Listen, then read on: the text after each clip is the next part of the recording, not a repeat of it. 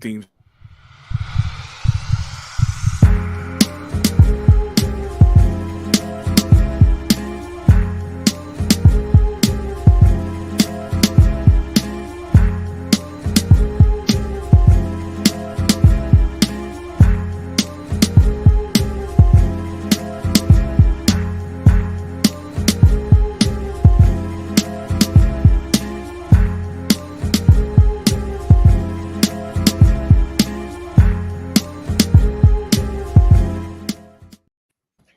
Greetings and welcome to the 1/6 Scale Man proudly presents another episode of You Know What It Is. It's Monday Comic Book Talk with Friends. I'm your host, Leo Rockwell, for the 1/6 Scale Man YouTube channel. Do me a favor, hit that like button, subscribe to the channel, hit that bell notification so you're always up to date as to what we got going on over here. As you can see, I have a very special guest here with me this evening. It's my baby girl, my daughter. This is Autumn, all the way from Sydney, Australia. I told you she was going to make an appearance. She is here. We are right now. Oh, that's our niece. That's our niece. Hey, you already know what it is. Yeah. We are currently here in Manhattan right now. We spent part of the weekend in Harlem. We got up today. We went to Brooklyn. I took her to Brooklyn, and now we have actually settled here in Manhattan. So she's having her scurry around New York City, but we could not miss man, tonight. Leo, you walking around like Bernie Mac. I'm the pappy. That's it. That's what it is. That's definitely what it is, man. So she is here with me right now. You already know. Look at this. This is her sister. This is Skylar. Oh, hey, Skylar. She's here. Yes, Yeah. that's her big sister that is actually here with us. So hey, look at it. He said, "Hey, little one, I bet you are having a blast with your papa." You already know. I am. Yeah, you already know. Definitely, we got a whole bunch of people here. Hey, Amber. Who else we got in here with us? We got my man, Malika Mabay, WRNR, Real Negro Radio, in the building. In the building. We got my baby Latoya T is in the building. Definitely, thank you for being here, baby. As always, so glad to have her here. Baby mama's upstairs. My woman, she won't rub my feet or clip my toes. Now I haven't gotten a pedicure in about 6 months, so I don't know if that's the case or is she lazy. Hit me up, man. You better get on Amber Heard, bro. Amber Right. Heard, she's tripping. So we also got Tanya in here. She's actually upstairs watching our baby girl on camera right now. So she's definitely excited. We got Amber May in here as well. Thank you for being here. We got Ren's talent. Okay, so listen, I gotta really. This is another one I gotta tell you about. Ren's off the chain. This dude right here, he is a gambit. He's off the chain. So just imagine if I already got. It's enough that we got a wild card. Yeah. On in the show, group. But then in the group, we got Ren's Talentino is in the building, and he's crazy. But no, he's like an instigator as well, too. He does like some little instigating stuff. So you're gonna see that definitely here. We got Bruce Leroy's Glow in the building. Thank you for being here.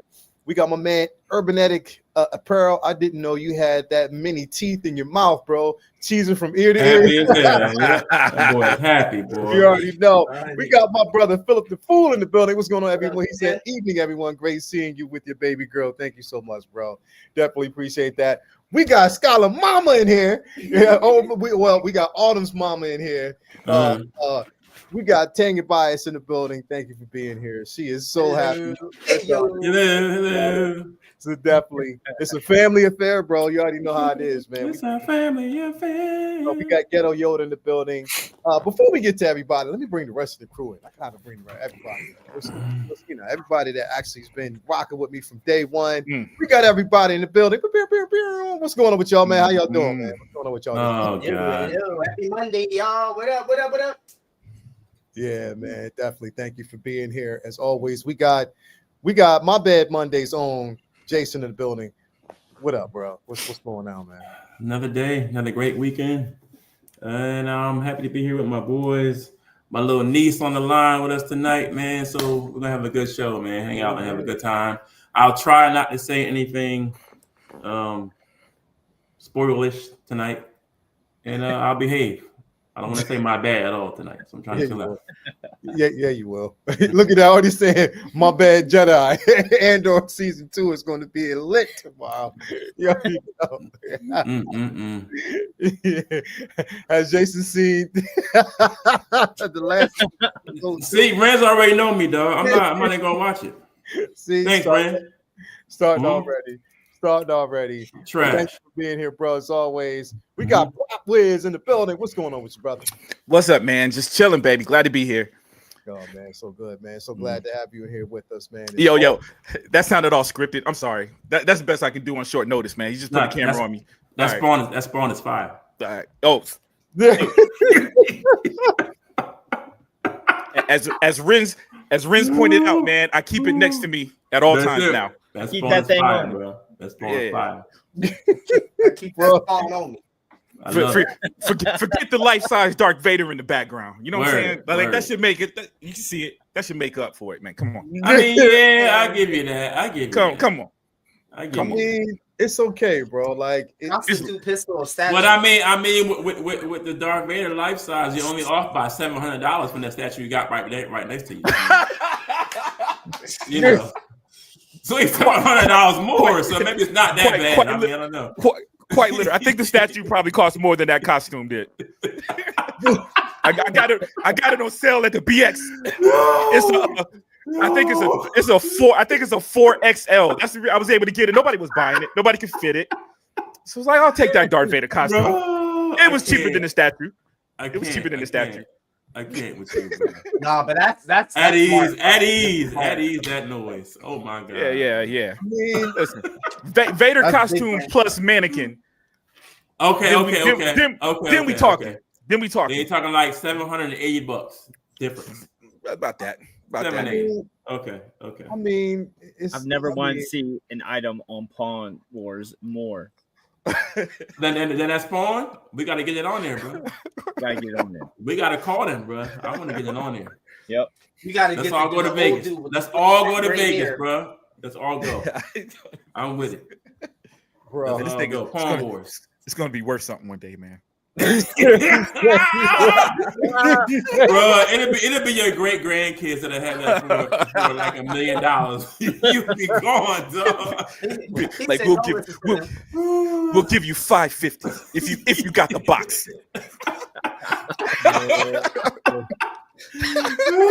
If you got the box. If you got the box, bro. You see what I do. This is what I do. Ain't even started yet. Your uncle's light work. It's light work tonight, baby. It's light work. You see what I got to do with. Man, Prop, man. Thank you for being here, brother. Yeah, man. Definitely appreciate it. Next up, we got Ben Dog in the building. I mean, listen, you're going to hear a couple. Listen, like, there's a couple phrases. I'm a fan of your work, man. Right? There you go. That's what it is.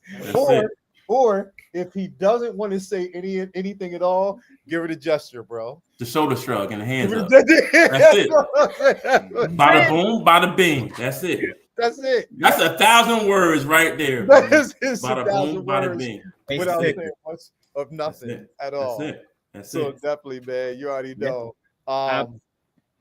Yeah, pleasure being here. Appreciate it. I'm glad we still rolled the cameras tonight because I'm glad I got to meet Autumn. Man, we've heard a lot about you and buckle up because you already see this damn madhouse with these crazy fellows here. So we're going to have a fun night and we're going to talk about a lot of cool stuff and dig into a lot of fun subjects. But parental advisory ignored. Yeah. You can definitely say that, bro. Parental advisory, in a sense, is definitely always ignored. When it comes to these, we're trying. We're trying to pull back a lot. Really, we're trying. Yeah, somebody call me a black bastard. But anyway, man, as always, bro, appreciate it and thank you for being there. As always, and last but definitely not least, come on, like, ladies and gentlemen, mind you, he might be a bit tame today because he did get some good news over the weekend. Yeah. Or that good news might have him amped up a tad bit more. So you never know what you're gonna get, ladies and gentlemen.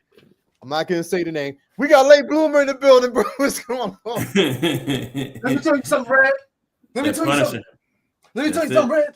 That's You it. got nothing in the darn house to make a pint of coffee. That's it. That's it. Yeah. Let me tell you something. Happy Monday, everybody. I hope you are having a lovely day as much as I am. Enjoying the vibes. Always a blessing to be here with the brothers.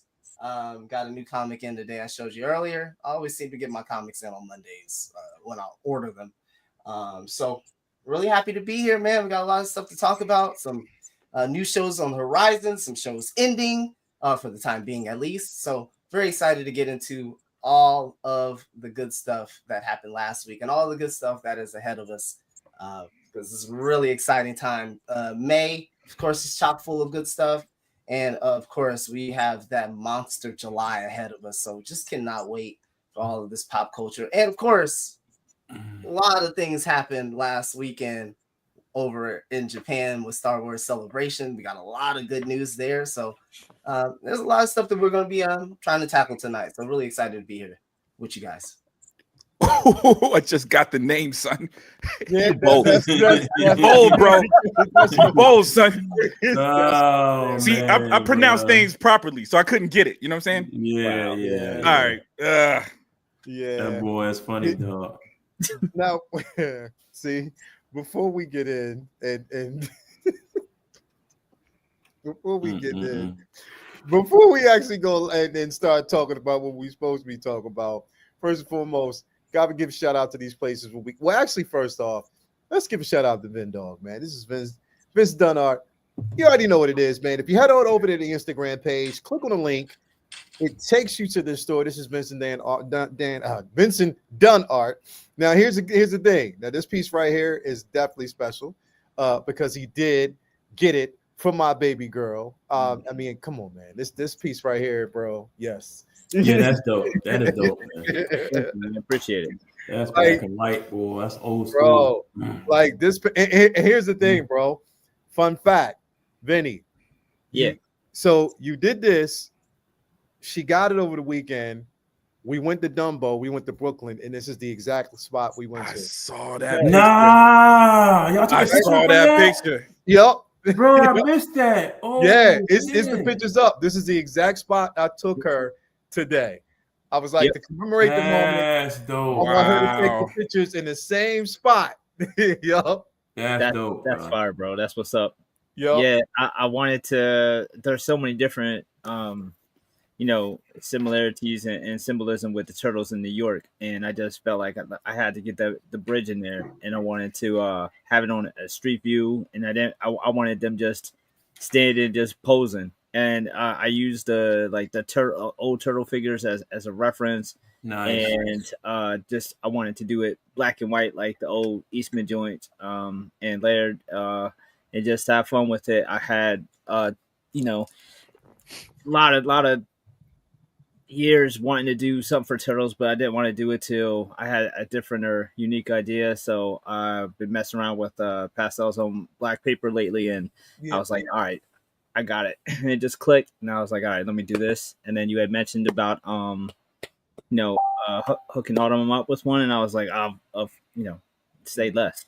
So, bro, did you use the all red bandana? Be there, so that's fire, bro. What's that? Did you use the OG ones, the all red bandana figures of the turtles? These were the figures that I used as reference were the Mesco series that were very close to the OG series. So it was like the OG. Was it the Walmart run? It was Mesco run that's based on the older run. But these are based on Mesco figures. Mesco. Mesco. I'm tripping. I'm thinking about NECA. My bad. Right. Yeah. Yeah, that's dope, man. I appreciate it. Yeah. But yeah, this one's a new one I just did a couple weeks ago. So that's that I had a lot of fun with it. So I'll be doing probably more pieces with this style. And I always like to change it up and try different styles and different techniques, and then always keep it fresh. That's why I don't have any tattoos. I get bored, like to change it up. I'll always like my style. I just try to change it up a lot and just keep growing and keep building and keep doing different things with it, because I don't like to get stagnant. So just keep it moving. So I appreciate it. This is on the store, many others on the store, lots of Marvel, DC, fantasy, sci-fi, all that good stuff. So there's plenty on there. Feel free to hit up the site, buy 2 get 1 free at all times. And so appreciate the love, man, and glad you enjoyed it, Autumn. Awesome that you got to actually go and see the bridge and everything like that too. So that's what's up. Wow, look at that, Miles. Yeah. Watch this. Look at that, Miles. Man, thank God for Toya. I got it in less than 2 years. Took 2 years for your dad to give me that Miles that this man drew for me, but Toya looked me out. Thank God for Toya. Thank you again. Detail's crazy, right?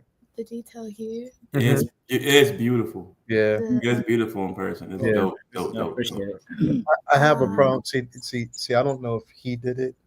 So there's the thing. So he has his room. I can't tell you. So he has his room.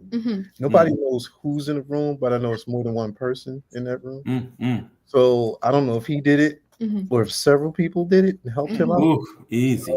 Could be. I mean, easy. That Don't tell too much. That's the baby right there. Family show. Yeah, it's the family show. You got the baby right there. You can't tell too much. You know what I mean, Vinny? You know what's funny? Speaking of family, my niece actually had asked me to do a Miles piece for her son, because her son at the time was about 5 and obsessed with Miles. And I hadn't got around to Miles yet, because this was a few years ago. And I was like, hold on. And she asked for a Buzz and a Miles if I ever get to it. And I did that one in a Buzz and got it to him for Christmas. So I did some prints of it, but she got the originals and they're up in his room. So that's inspired that piece, because I wanted to do something fun for Miles in a different tone than I did. And then I did so awesome picture of Miles. Buzz Lightyear. Oh, that's fine. You were saying Buzz like you know him. Word. It's like, yo, we did that, Buzz. You probably posed for him, man. Yeah, you did use the first name basis on it, bro. Put some respect on that. We go back. Yo, this looks real, bro. That's like a real toy, bro. That's all Copic markers. Yeah. Golly, man. It looks like he's actually standing on a desk or something. So hold up, it's not even marker not even paint, that's marker? That's all markers. Yeah. Man, you showing 100%. off, dog. That one is showing off tonight. That's all 100% Copic markers. Bro, I'm about to start calling you Vinny's showing off, bro. You're about to start calling you old dirty bastard. I don't know if that's disrespectful. Word. No father to your style, bro. Well, I'll take the old out. We'll just call you dirty bastard. We'll figure it out. We'll figure it out. Oh, hold on. Go to the anime right there. Nah, it's family show. Oh, my bad. Yeah. Keep going. He definitely did. He got the Punisher right here. This old classic. Oh, Yo, that's Let me tell you something, Red. Punisher. Yeah. Let me tell you something, Red. Yeah. I'm gonna hit a coffee. Yeah. And I showed her the Dizzy Gillespie too, because yeah, I showed her that like earlier. She's a jazz fan, bro. So word. Hold up, bro. You got the is that the gargoyles? Yeah, Goliath, baby. Stop playing, dog. That's Goliath.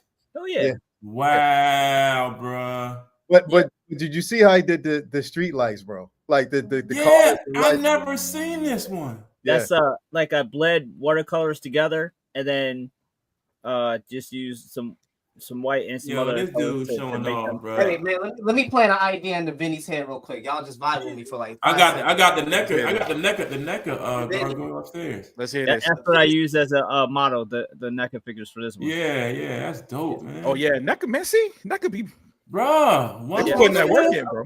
I'm just saying the idea, Vinny. This is the idea that you just whatever. I'm just putting it in your brain. If you ever get to it, you get to it. But I'm just saying. Inception. You're embarrassing me in front of Vanessa. That's it. You should do a voice though, right? Is that Is that a Kingpin reference? That's a Yes. Okay, you should do the voice, bro. When you It's say that. officially the best stream. Oh, Yeah. see, that's niece number 2, giving us There props. you See? go. Yeah, bro. There you go. Yeah, I mean, Niece number 2. yeah. See, when I try to do this, I sound like Stevie from Malcolm in the Middle. So y'all gonna want somebody else. Now I gotta hear it. Nah, but that's a dope concept, man. Definitely. Oh, that the lights down there. That's crazy. Yeah, bro. It's the lights that give it, pretty much so much element. It just brings that piece to Those are life. one of them the book page joints. I love them joints. The little book page joints. So we got Arwen right here, of course. This is definitely an amazing piece. That's Lord of the Rings right there. The shorty over in the corner. Yeah. Yeah. Pull This is that the up. Arwen piece. I'm trying to bring it up for some reason. It's not. That thing is dope, man. Let me see. I don't know if it's just it. Maybe it's. Nah, it's the If y'all can internet, go to man. his, if y'all can go to whoa, easy. It's slowing up. Hold up. Let's do this. Internet. It's like, yo, we tired of giving. Well, this is the. There we go. There There you go, right there. Oh my God, nobody is doing this. So Nobody is doing this. So the tough part is she doesn't have many lines in the actual books. It's more like they added a lot of stuff for her in the film. In the movie, yeah. But there's more of her in the appendixes. So she's like in the after part of the story with and like kind of like the after the epilogue and appendixes. So this is with her talking to Aragorn about being giving up immortality. So I just used that page as a reference and just drew right on that one. So this was fun because this is a more of a brighter image than the rest of them to give it more of an angelic, immortal appeal, like with her crystal and the jewelry and all that.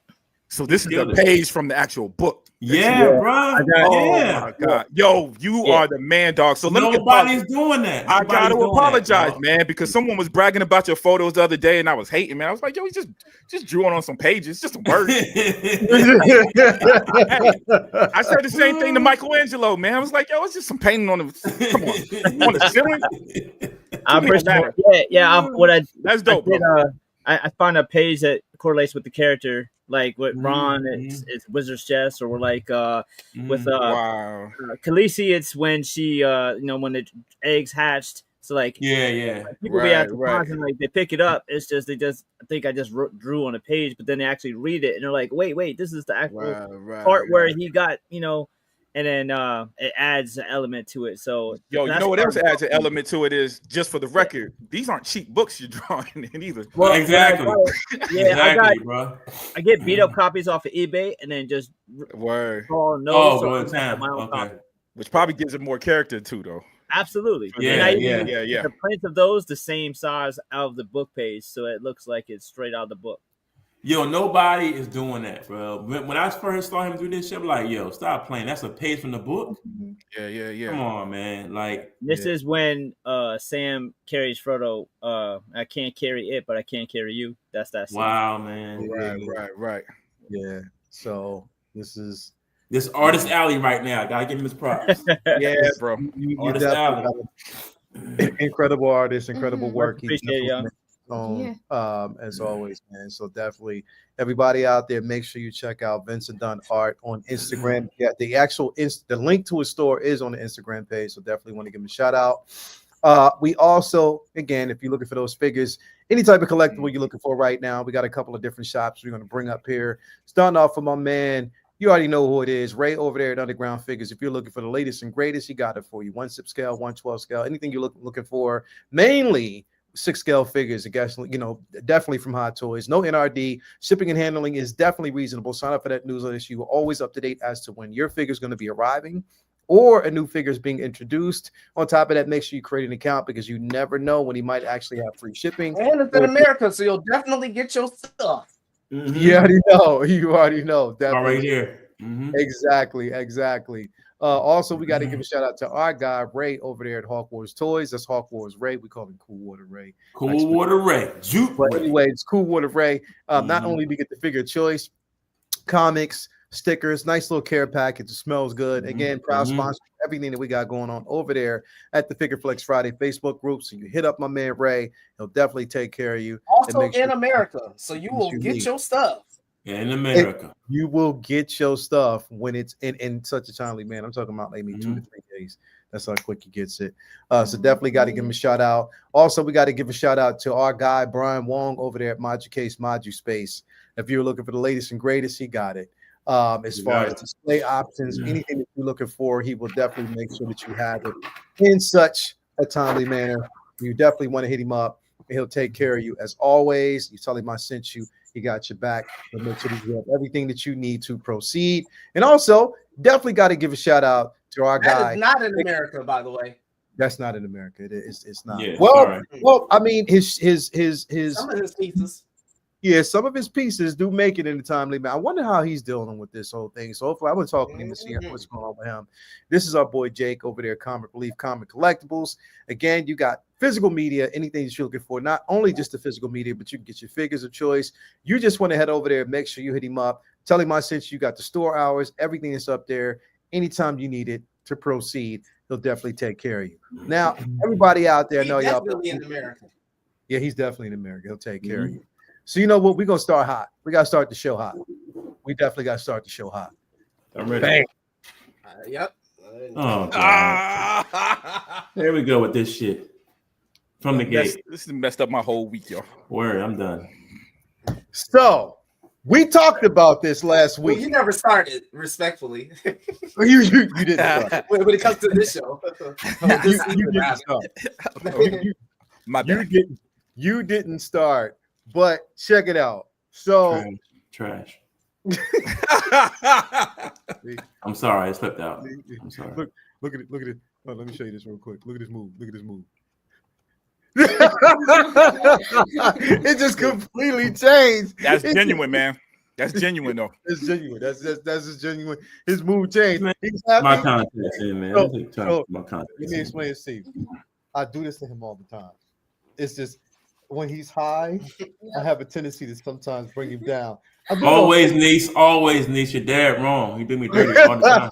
I do it just to see basically who habitual vibe killer. he said, I'm out. Don't start me to drink. Man, see, somebody with me, bro. Thanks, second brother. Jesus. Come on, bro. Don't leave. We got second brother. Don't get out of here. I don't blame you, bro. I'm drinking already. Bro, don't go, man. Come on, man. We need you here, bro. We need you here, bro. Season 2. Come on, second brother. Don't leave, brother. Stay here, man. Don't go, bro. That was the finale for Second Brothers. Yep. Basically. Second Brothers. Finale. Series finale. Trash. Second Brothers. Abby looked like a crack addict. I mean, come on, bro. I took you to Apollo. Abby did look crazy. Second brother belongs in the Apollo. Yeah, he's funny, boy. He's I think he invented the Apollo. That's how funny he is. But Mm-hmm. definitely, he's only 2 episodes in. Yeah, bro. Yeah. Listen. But second bro, they hit you from the gate. They had to. They knew exactly what they was doing and how they were going to do it. So again, it started earlier in the books. This is exactly how they started it. And we talked about this last week. They were going to go straight for the jugular. We knew this. This is how it started. You can't say that you didn't see it coming. You can't say that you didn't see it, that it wasn't going to happen. It happened. I mean, look, Hoberticus, bro. We kind of talked about this last week, and this is to be expected. It was going to happen from the gate. What was your reaction, bro? The whole episode was like, please do it.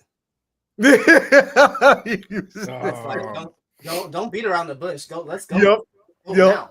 This is the story. You chose this. Don't do no stuff where you're gonna drag it all the way to the last episode of the season. Don't do that. Let's do it. Let's do it now. Pedro ain't going anywhere necessarily in this season. If you know the story, you know there will be times, just like Leo said last week, that whack-ass flashbacks. That porch scene, and then there's another scene. It set it up. It set it up. You know, there's things choices that they make there in the story. Yeah. again, this episode just encapsulates a lot of the feelings that I got from the game. I was just like, y'all are bold. Yeah. It's logical from what you're explaining to me, at least personally, where you're going about it. But if you ask me after the first game, Bloomer, are you gonna kill Joel in the second game? I probably would have told you no. I would have needed some deep convincing to make that make sense to me. So I wouldn't necessarily have done it on the first go, but that's what I felt like. The game was so bold in its approach to that. It knows that people are gonna have that reaction like Joel, but and I had the the reaction like Jedi Pimp, for Joel, and many others. You know, I felt that. But when you really dissect it, you look at all of those moments at the end of the last game. You put all of that together. Like this guy deserves it. There's a consequence for those actions. We feel Joel. He lost Sarah at the beginning of the game, one of the most gut-wrenching moments you'll ever probably see in a video game. Right? He loses his daughter, and he becomes this hardened smuggler killer, right? And this girl, in the form of Ellie, gives him a chance again, right? But he selfishly keeps that chance while redooming the world, right? There's no guarantee that was going to work, that Ellie had the cure and she had the immunization, and that could have worked, but it was told as if it was going to work, and Ellie was willing to put her life on the line to make sure that would come in reality, and Joel kept her agency from her. That's why she's mad all these seasons. Like, you didn't even give me that choice. I could have been a hero. I could have saved the world, but you selfishly wanted to make that choice, and you lied on top of that. Yep. So he did those things to damage the relationship with the most important person in his life now, and he also redoomed the world. So with that contextualization, he's the hero to us, but he's not a hero. And that's the point. He's not a hero. That was the point for them to write it. Now we can. So hold up. You would put the world over your child. Well, you don't know yet. You're not a parent yet. I'm just saying. Right, but the world over your child. You know what? I tell you what. I disagree with everything he said. I'm not gonna lie, because I see where you're going, Jedi Kid. Yeah. I disagree with you until he said that at the end, where we see him as a hero. He was a hero to us, but not the world. No, I agree with that. You know what I'm saying? I do agree with that. Like, it's hard to because we follow this story. The biggest thing, bro, is that Jedi Kid, that's the fact, though. It wasn't his child. Right. No, but I'm saying their connection got like father and daughter over time period again. They got close again, and he was thinking as a father. So that's why I'm not even hard on Joe. I'm on Joe's side all day long. You know what I mean? So call me the weirdo. It is what it is. But I'm the same way with my own kids. Fuck everything else over my kids. I don't give a fuck. That's excuse my French. I don't mean to cuss. My bad. That's the parental spirit taking over, and I understand that, right? Because he finally got something back, and he was not willing to let that go. And I understand that. You making it sound for that action. He got a way of making it sound was right. Palpatine is returned. You're good, yo. Because you got a way of making it sound real selfish. Yeah, it was selfish, but it's like he's turning it. It's selfish in the most basic sense. I'm not adding any other emotion to it. Like, man, damn you. I'm just saying he made that decision for his world, not the world, his world, and that had a consequence that when looking at it, made sense. Now, would I have went that route? No. Would I have told a different story? Most likely, yes. Because I probably wouldn't have went that bold. But it's just when you kind of take those elements to it, it makes a little bit more sense why these people wanted him out of the fucking game. Sorry. Hey, that was a cold line when he told her to shut up, though. Shut up. Do it already. He just Yeah, said, get this over well, with. here's the thing. I get it. So here's all right. So real quick before we continue. So I watched this last night. Well, okay. Let's kind of contextualize this and let me kind of sum it up this way. So I watched it. I was in a room and I watched it last night. First of all, I didn't know how I was going to watch it, but luckily the room had HBO. So I was like, all right, cool. I can watch it. Boom, nice. it's on, right?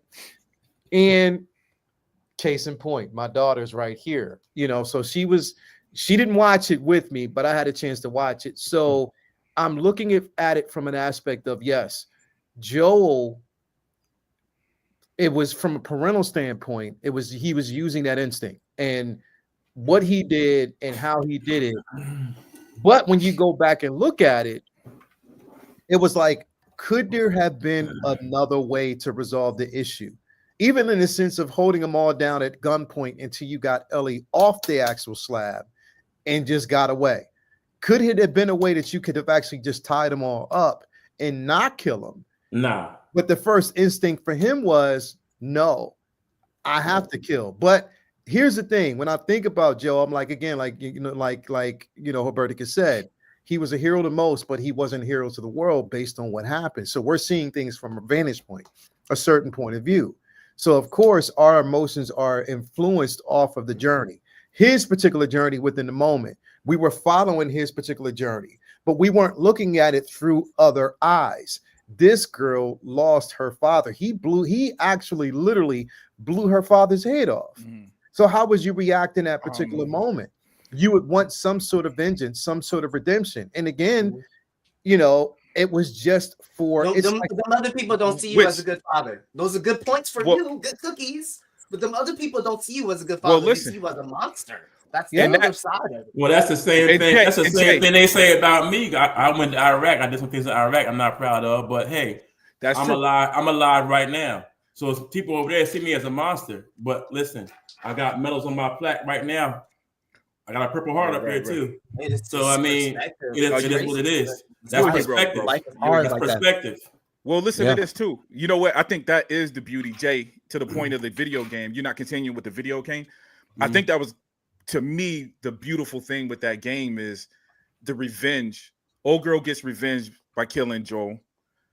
Then she is that same kind of evil. You know, she didn't kill the whole building of people, but she is that same kind of evil. Exactly. And is there going to be revenge against her? And that person that gets that revenge was, you know what I'm saying? So it was that kind of that transfer of I don't want to call it evil, but it was a nastiness. That transfer of corruption, that corruptive sickness where you're just starting to think in a different way and those and I don't remember the details of the game. It's been so long, my memory ain't the best. Man, so I remember what happened. So long, but to me, this episode, she felt more evil in this episode, even though I understood where she was coming from or know why she was doing it. It was like, dog, there was a darkness, man. That little girl was the acting, which I saw it in the last episode, man. But her acting was off the chain in this, man. As gruesome as it was, because I could just see that darkness in her, man. I thought it was well done. She wasn't letting this go. Everybody in the room was ready to let it go. Right. She ain't letting this go. So, Vinny, first of all, we got a chance to see this actress in another film with 0 words. Yep. All it was emotion, the way her face emoted that emotion. We got no words, but her survival tactic. And here's how, this is how amazing this girl was. If you watch the film that me and Vinny are talking about, Vinny, tell them the name. What's the name? No one will save you. No one will save you. And basically that film is in context about, and I don't want to really give it away too much, but it's about an invasion, and you have to basically watch it to really understand if you haven't. Let's just say it's a twist on a home invasion genre. Yeah, it's a huge twist on that. But the simple fact of the matter was she used no words. If you see her in the very beginning, where she starts, where she ends up by the middle of that film, and where she ends, you'd be like, yo, this girl can act Yes. That's why they chose her. She can act, and she did such an amazing job. Hey, she was a little girl in Justified. She was a young girl. Gangster in that series, bro. She is a brilliant actor, bro. In this particular scene alone, Vinny, I was waiting for this moment just to see how the dialogue would carry. And even though they basically changed things, because again, before, I was glad that Joe found out in this scene what he did. The explanation was definitely there, but she gave it so much energy, needed energy within that particular space. And again, I'm glad that they went for it. I'm glad that they didn't hold it back. I'm glad that we didn't have to wait an entire season and then going into a third season. They got it out the way. Alberta has said before, they gave us a hint of it. I'm gonna tell you right now, if they didn't kill him in this episode, I was done. I was already teetering, kind of like holding on. But I was like, okay, all right. They at least got me for another episode. It's a week by week thing with this because it's like I like. You never know. I like the game, but I never when I walked away from it, I never called it fun because of how deep the game is. How dark it was. How dark the game is. It's not a fun. The combat's off the chain. You know what I'm saying? You hit somebody with a bow, you take him out, and then they call in his name. Like that's really like cool design. When it comes to The Last of Us 2 in terms of a game, it's a technical masterpiece. Technical masterpiece. I'm saying like combat, sound design, set design, character design, mocap, all of those things that just make it technical, perfect. It's just that part of the story is just so contentious. Thank you, second brother. That they made is crazy. Yeah, I agree. You know, that makes all second of brother. True. And here's the thing, Jedi. I'm not valued. And Jedi Pimp, I'm not disagreeing because here's the thing. I don't know if me put in that situation with my daughter. Exactly. It would be different. And I know this. But I have to also, for me, I would understand or have to sort of realize that there's consequences to whatever action I take. And if a choice was given, you can't, somewhere down the line, even though I think that what I'm doing is right and for the better of my child. Because when warnings don't work, when tying up don't work, when telling you to stop don't work, and you left with your last alternative, you gotta do what the fuck you gotta do, bro. It's gonna happen, and I get that. But my point is, I gotta also understand that the repercussions could come back to haunt me in so many different ways, whether it be me or my child. Again, so that's what I'm saying. Like, there's always going to be a cause and effect, and that's the beauty of this game. Is there's a cause and there's an effect in every action. Vinny, real quick, you saw the episode. What were your thoughts, bro? Bloomer mentioned all the technical accolades that the game had, from graphics, gameplay, combat, and it's unfortunate that a lot of people miss those things because they had to play as a girl or the story went different and then it should have went in people's eyes. And I don't have anything against that, because if someone doesn't want to play a game because it's not for them because they don't like the story, that's their prerogative. That's fine. But to me, it gave me a level of respect for the game runners for doing it anyway. Because when when J.R.R. Martin decided to have Ned killed in the first season of Game of Thrones in that book, like, he knew that it was going to piss people off and it was going to put have people like, well, what the fuck am I watching this for? Like, that was my dude.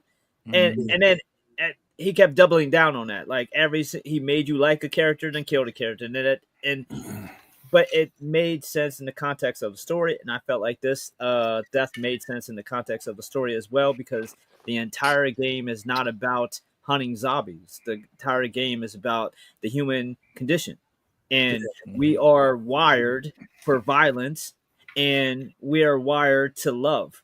And there's two parts of us in every single one of us that wants to do good and wants to love, and there's another part of us that is has that darkness too. And Joe was put in a situation where he wasn't even necessarily saving his daughter, he was saving his daughter.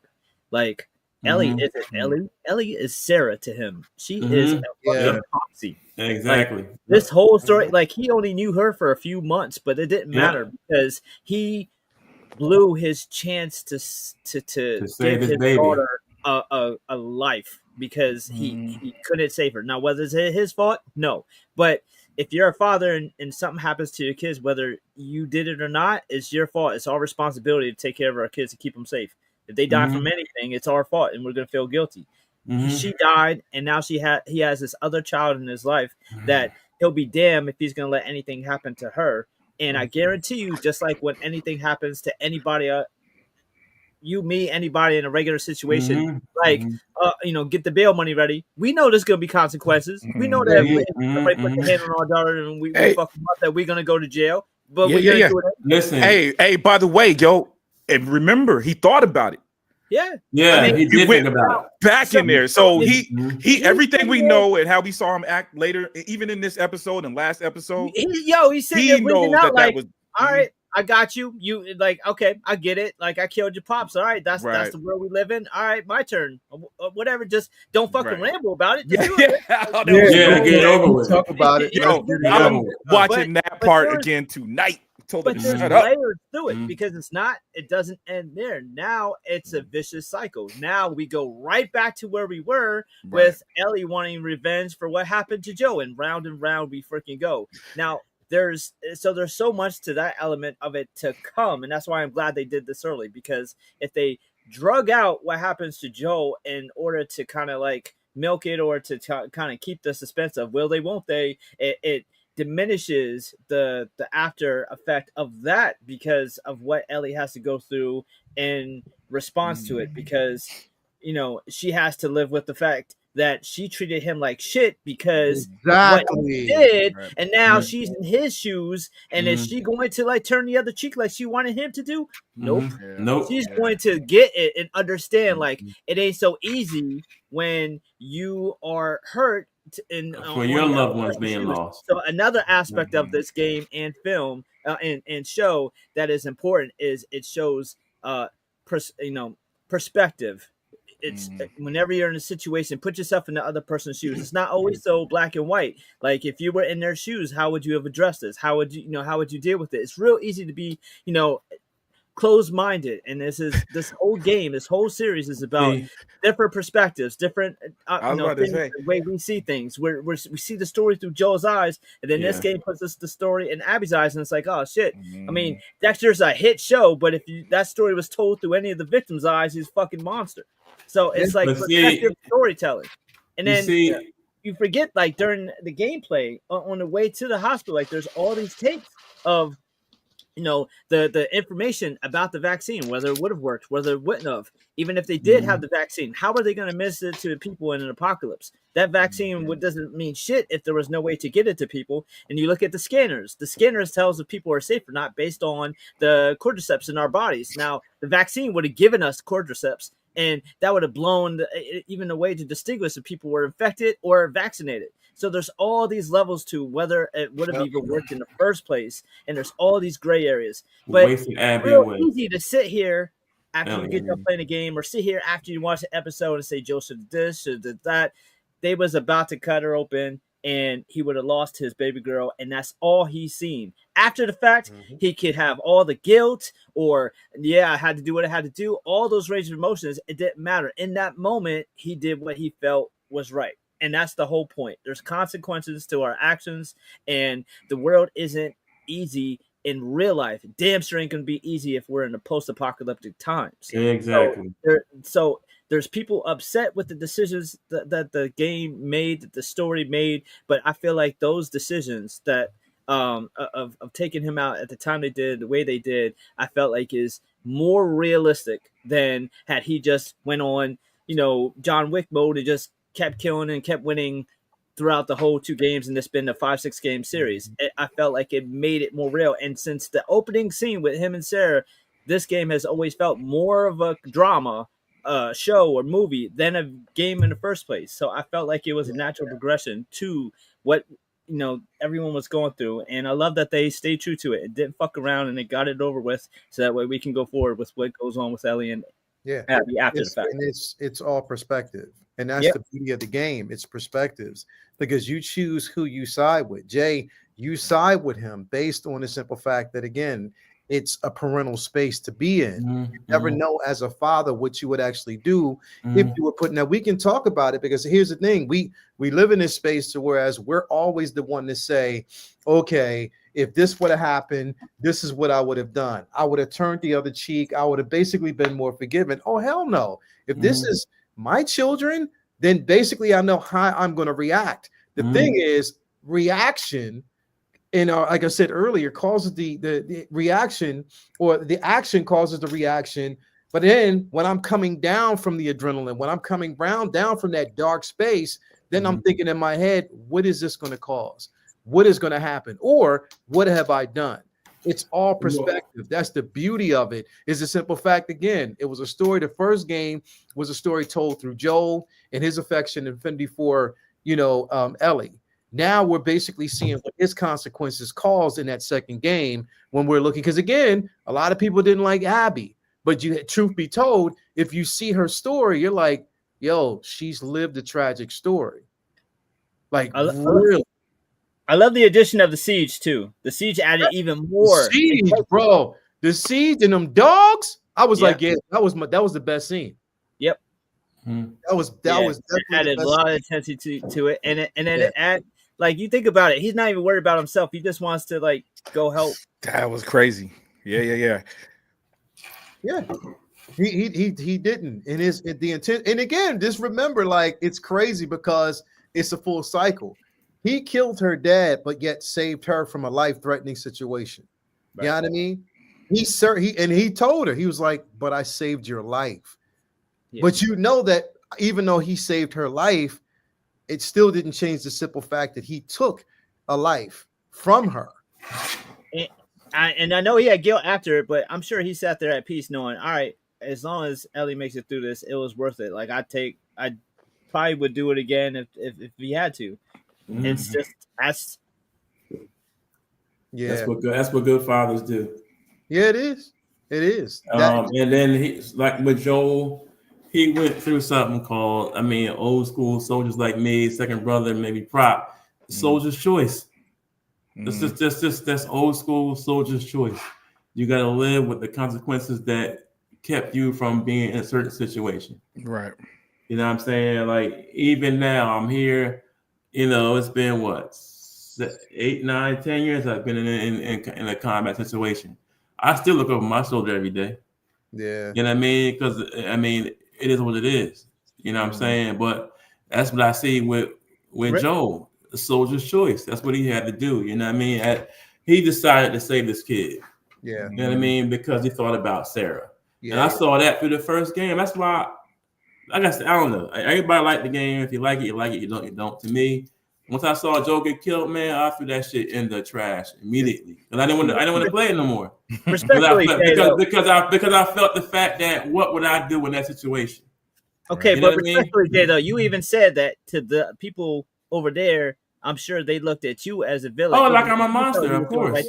Yeah. So don't you understand? Like, that's what they're saying to them. You know I know that. I know, but I'm looking at it. I'm looking at it more, not even on a soldier's sense, but a father's sense when it comes to Joel. Right. That's why I'm giving him a little glory space, a little leeway, other than I'm differentiating him from a soldier to a father. Yeah. You feel me? So I'm giving him that leeway of a father. What I had to do over there, like I said, they look at me like I'm probably a monster, and I can't argue with them about that. You see what I'm saying? But with him being a father, bro, in that situation, let me tell y'all, bro, my baby girl upstairs, she's 10, she'll be 11 this month. When she was 3 years old, she came down with something called Kawasaki syndrome. Yeah. So that was where I think y'all knew about that. I think I told you about that a while ago. But anyway, she was getting fevers of 107, 110, 111. And we kept going back and forth to the doctor, and nobody knew what was going on. There's a fever, it's taking her home. But that third night we took her home, I just kept holding her, bro. Like, cause I was she just looked really weird. So, and I called the ambulance right away. And I remember holding her in my arms and like, baby, you okay? You all right? She said, Daddy, I don't feel good. She passed out. And bro, she was like, bro, oh my God, who ain't much thinking about it, bro? She passed out and she was gone, dog. Like, no breath, her face, everything changed. Bro, I had on no shirt, I had on jeans and no shoes. And the ambulance was like 2 blocks away, I could hear it. I ran out that house with her in my arms, bro, almost 2 blocks up the street. And I kept telling God, like, God, yo, listen, I'm the one that did things that I shouldn't have did overseas. I had to do what I had to do. Yeah. Don't take my baby away. Take me right now. Don't take her. Don't take her. Don't take her. When I got to that ambulance, bro, and they gave her that oxygen and her color changed when she came back to life, bro, my feet was bleeding, bro. I was in tears, dog. Like, I thank God every day for that kid, dog. So I know what Joe went through in that situation, because it's like, yo, as a father, you don't give a fuck about what the world think about you when it comes down to your kids, bro. As long as your kids are straight. Yeah, that's true. You know what I'm saying? I got 6. They all my kids are successful. Thank God. They all doing the right thing. Married, college, grad, whatever. You know, but I put that time in as their protector and as their father, bro. You know what I'm saying? So like with the whole Joe shit, bro, I feel that. See, second brother. So it's like, so you know, I feel that, bro. I know it's a I get it. unpopular opinion of Joel, but I can't say I went through the same thing. You know what? It's not. It's to say it's unpopular. You can't, because it's your opinion, and that's the thing, is it's a level of respect. Right. Look, bro, we got miracle children. I have all day. I got 2 miracle children, bro. Like 2 miracle children, bro. You know what you lived, I lived with my firstborn. You know, they gave her, you know, they gave her the wrong formula. She almost lost her life because of that. You know what I mean? Bro, these doctors, dog. I'm dealing with a beautiful baby girl who went through her own journey. You know what I mean? And has come out on top and is a superstar. So I understand that these things do happen, and unfortunately, as far as children and as far as parents, we will do whatever without any type of recourse or whatever. You know, when it comes to consequences, that's something that comes later. You know what I mean? So I get it, bro. And you also basically being, you know, ex-military, and also I gotta let you know he lives in Florida. So when I'm about to show you right now, he shoots alligators. Like they'd have been dead. I don't care. This is the stuff that shows outside of his crib. Yeah, I'd have killed him. He wants me and Vinny to come to his crib. I don't now listen. Don't listen to your dad. I don't have that problem in my neighborhood. That's Halloween in Florida. Okay. Yeah. I just want to know. Do you shoot him from a distance, or do you like second brother? I'm gonna holler at you, second brother. See, look at that! They knock on the door like they Oh man, I have too many guns to be playing around with these alligators, dog. I don't care. I kill them. Hey, why one of them just sitting back, just seeing what's gonna happen? Yeah, he waiting. He waiting for the other one to do something. Nah, but see, Jay eats them. That's DoorDash. I do eat them. I do eat them. That's hell good. Man, that's just New York DoorDash, yo. That's it. That's it. But I mean, but no, like in all seriousness, I get it, and I completely understand. And that's the beauty of the game, and what the game presented was those choices, and it was revenge. You know, again, and it's the also the beauty of it is how she treated him and the guilt that she's actually had to live with after the fact. So again, all intensified, it's a full circle. The guilt that he felt that his own daughter died, and when he died with him, now she feels it because of how she treated him. You know what I mean? Because even later on in the game, as we know, we know Abby feels a level of regret. She runs into that as well, but it's too late. Cop Diesel Abby. Hey, and what Abby did was worse than Joel, in my opinion. Yeah, because she did, Joel, bro. like you said, Joel was necessary as a mission. He knew what his mission. That chick, what she just did, even if it was one person. So we can argue. It's debatable whether it was worse or not. But I think just in terms of in terms of who deserved something, she crossed the line, bro. Way over the line, bro. Way over the line, dog. Like, listen, you could have shot the boy and been over with it, been done with it. You know what I mean? But you went OD, like bashing the man. Like, come on. Yeah. Hey, yo, I do want to point out. Shout out to Low Key, bro. Thank you for being here. He was in Japan. Shout out to my brother. Oh, what up? Man. Safe trips, safe journeys, bro. Oh, right. He ain't seen it yet. But you know what? Hey, good writing though, right? Because to be honest with you, we're talking only because we played the game. Like it wasn't like we were watching Joel. Like, yo, he deserves something to happen to him. It was something happened to him. And then we're forced to have that discovery. We're forced to kind of process and be like, well, you know what I mean? You tell me if I'm wrong. I feel like everybody experiences that way. You know what I'm saying? The game makes it where you're doing it. Like yes, as well. Yep. It's the only thing to do is to try to process it. I think we all love Joel. We love Joel. We understand exactly the decision he made. I think anybody who has love for a person, it just makes it a different level when it's like a parent or you parenticize a child that doesn't belong to you, but you've almost adopted this child. Like Vinny said, like that. Sarah is Ellie. Ellie is Sarah for Joel, and we all got that because we all pulled that trigger.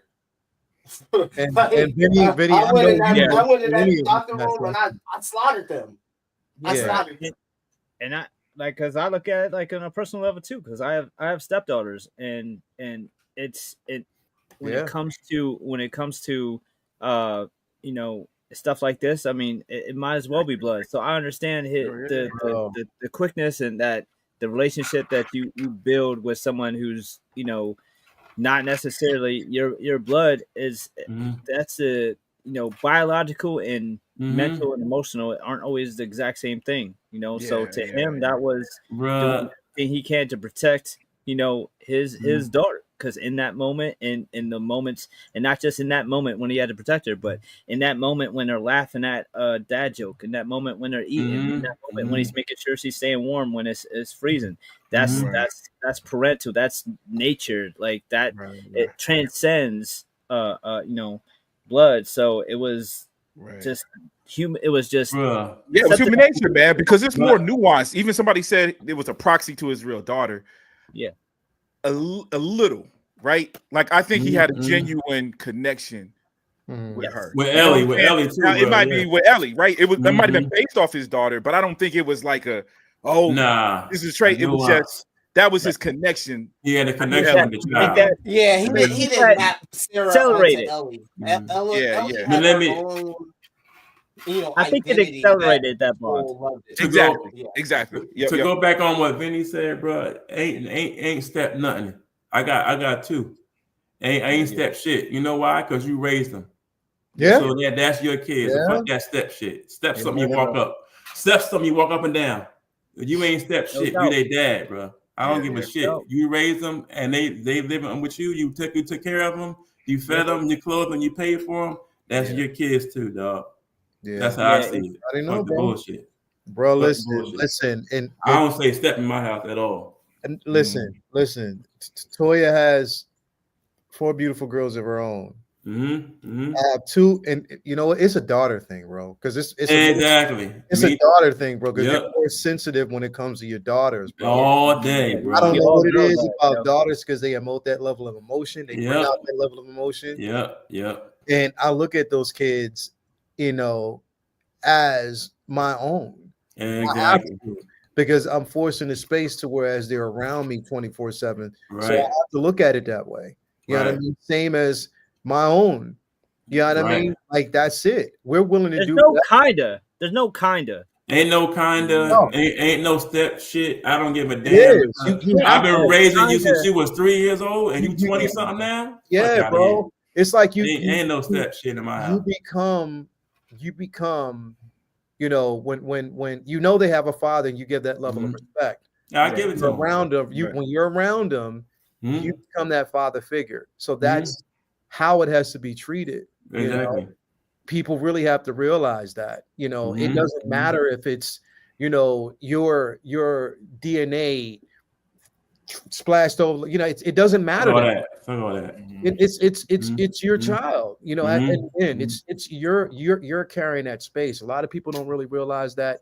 They choose not to really understand it. But if you are taking, and you have a level of responsibility, bro, and that because again, as a father, you have to not only are you looking at the children themselves, but then you have to also look at how you yourself how you conduct yourself with their mother. You know what I mean? How you basically show, because again, you're that prime example of what it means to have someone that looks just like them. Right. I mean, so it's understanding Joe, understanding that aspect of it in a post-apocalyptic, you know, type of situation. It's fiction, but a lot of that fiction is bled off into reality in modern times. You know what I mean? It's choices, and this is where we fall. So it, again, if this story is doing anything else, if it ain't doing anything else, it's evoking these type of discussions. Right. Right. Again, it's showing you that it's a man. Honestly, bro,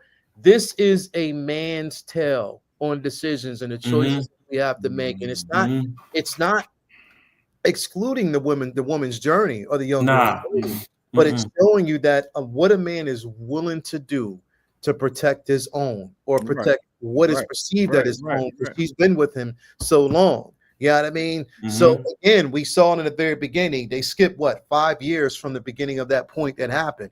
Within that 5 years, paternal, maternal, she became his. His responsibility, regardless of the choice or the fact that she was upset. But these are the choices that were made, bro. So I get it. Like everything, it's perspective building. You know what I mean? It is perspective. So we got to kind of look at it that way. You know what I mean? From that aspect of it. It's crazy, but that's the beauty of it. I love the show. We got Ben Thomas in the building. Thank you for being here, brother. Definitely appreciate it. Somebody made a point earlier, and I forgot to really talk about this. Now, here's the thing. Let me ask y'all, everybody on the panel first, before I bring this up. And I don't even want to get into spoiled territory. I just want to speak about this for a second. If you, oh my God, bro. Listen. If I send you this means you're not invited, bro. Listen. Word. Don't come in. If now you're probably wondering why I got this up, and we're talking about comic book talk with friends. This is important. This is important. Black Panther. Because what was exercised in this movie, what was shown in this movie, literally, it took one scene. One scene in this movie, bro. One scene. Hey, we got a lot of people who ain't seen it. Vinny, it lasted what, 40 seconds? It might have been. It might have been a little bit more. It might have been a minute. It might have been more. It might have been a minute or so. Yeah. One scene.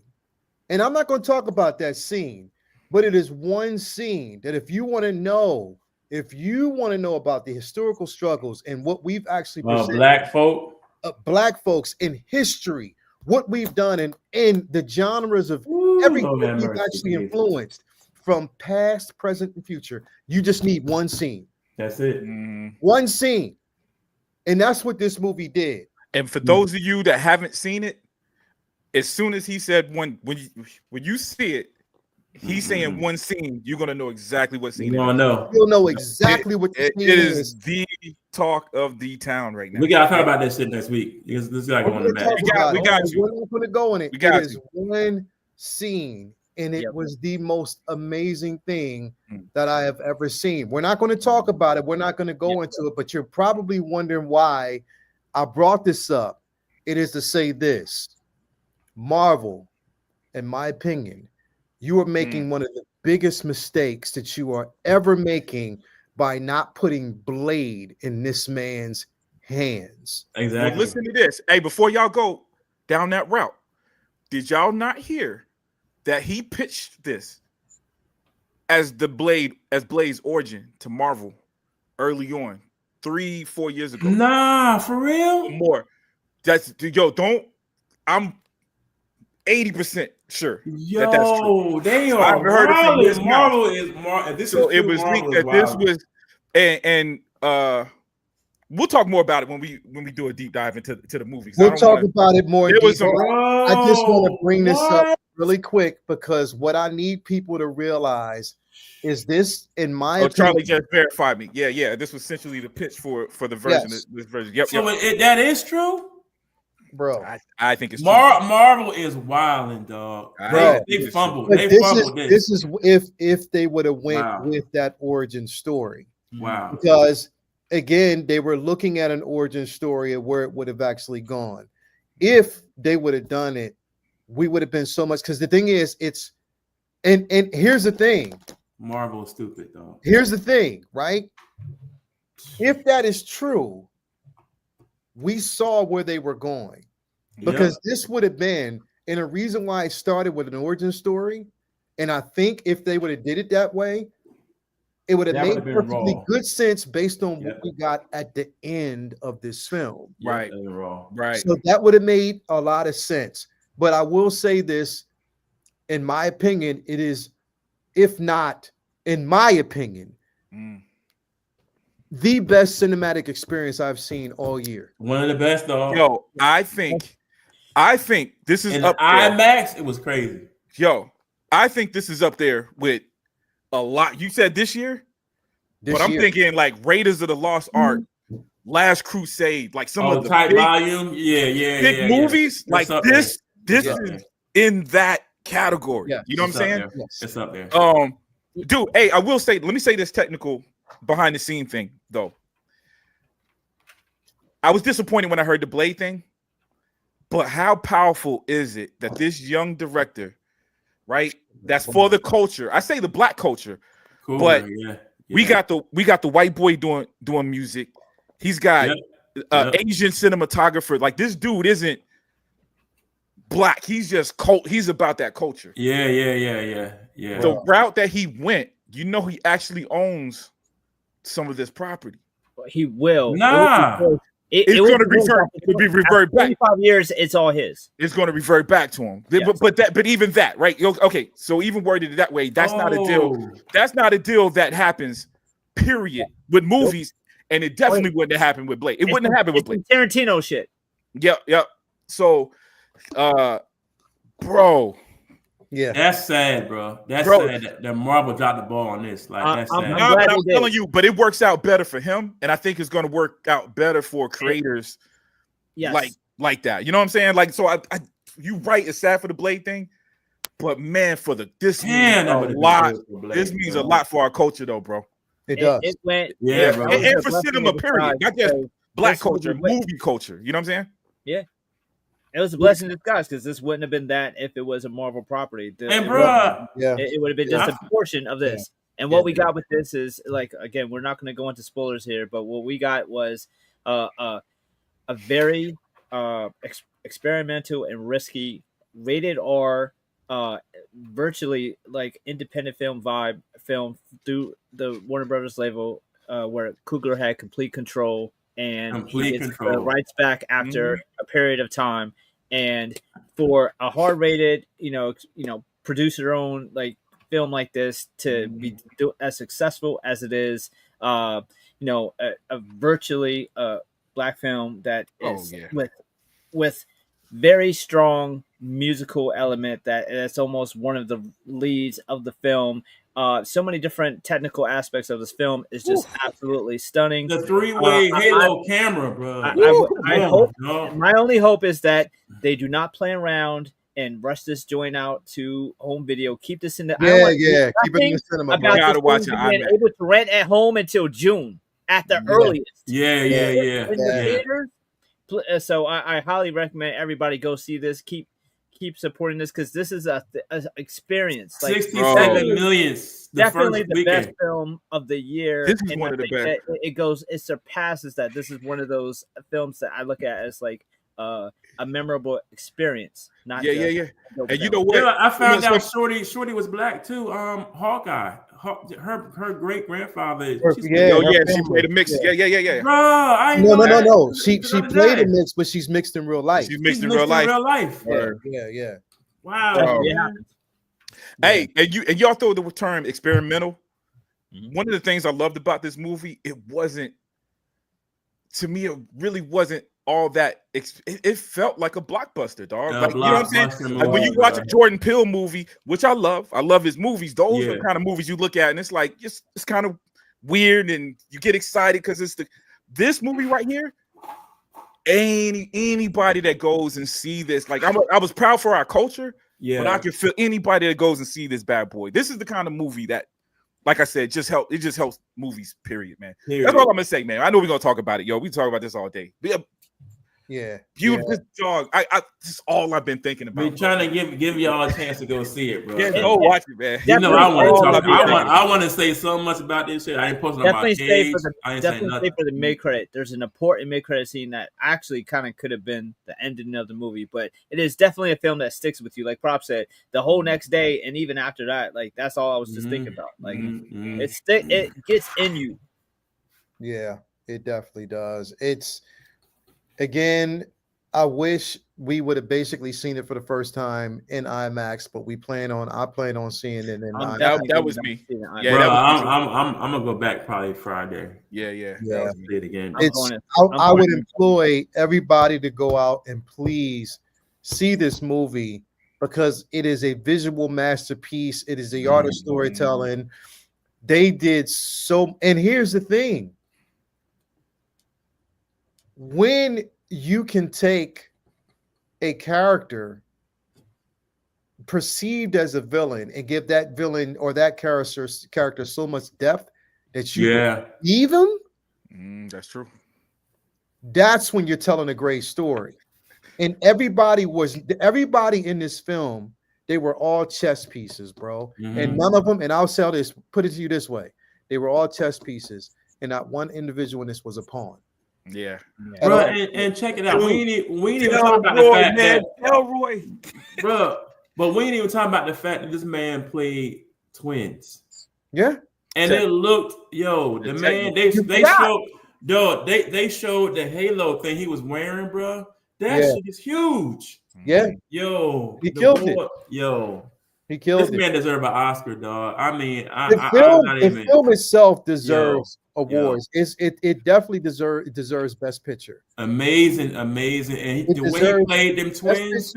Delroy Lindo deserves. Delroy Lindo. He was like, Delroy is he's classic. That's Brooklyn. That's Brooklyn. That's Brooklyn. Hold up. We forgetting the simple fact that the young boy, that was his first movie. First movie, bro. Nah. Yes. That was his first film. He's a singer, bro. Traveler. He's never been in a film before. Never. That boy natural, bro. He a natural, dog. Hey, baby girl, you going with us. You'll be all right. It ain't that scary. You got a few jumps. Visual master. When the fat boy. It's more of a drama than a horror. If it didn't, it made me believe one thing though, honestly, and it made me question one thing. And I think everybody out there and everybody on this panel should question one thing: Is Late Bloomer really alive, or did he exist back in that timepiece, bro? God, there were so many different aspects. Yeah.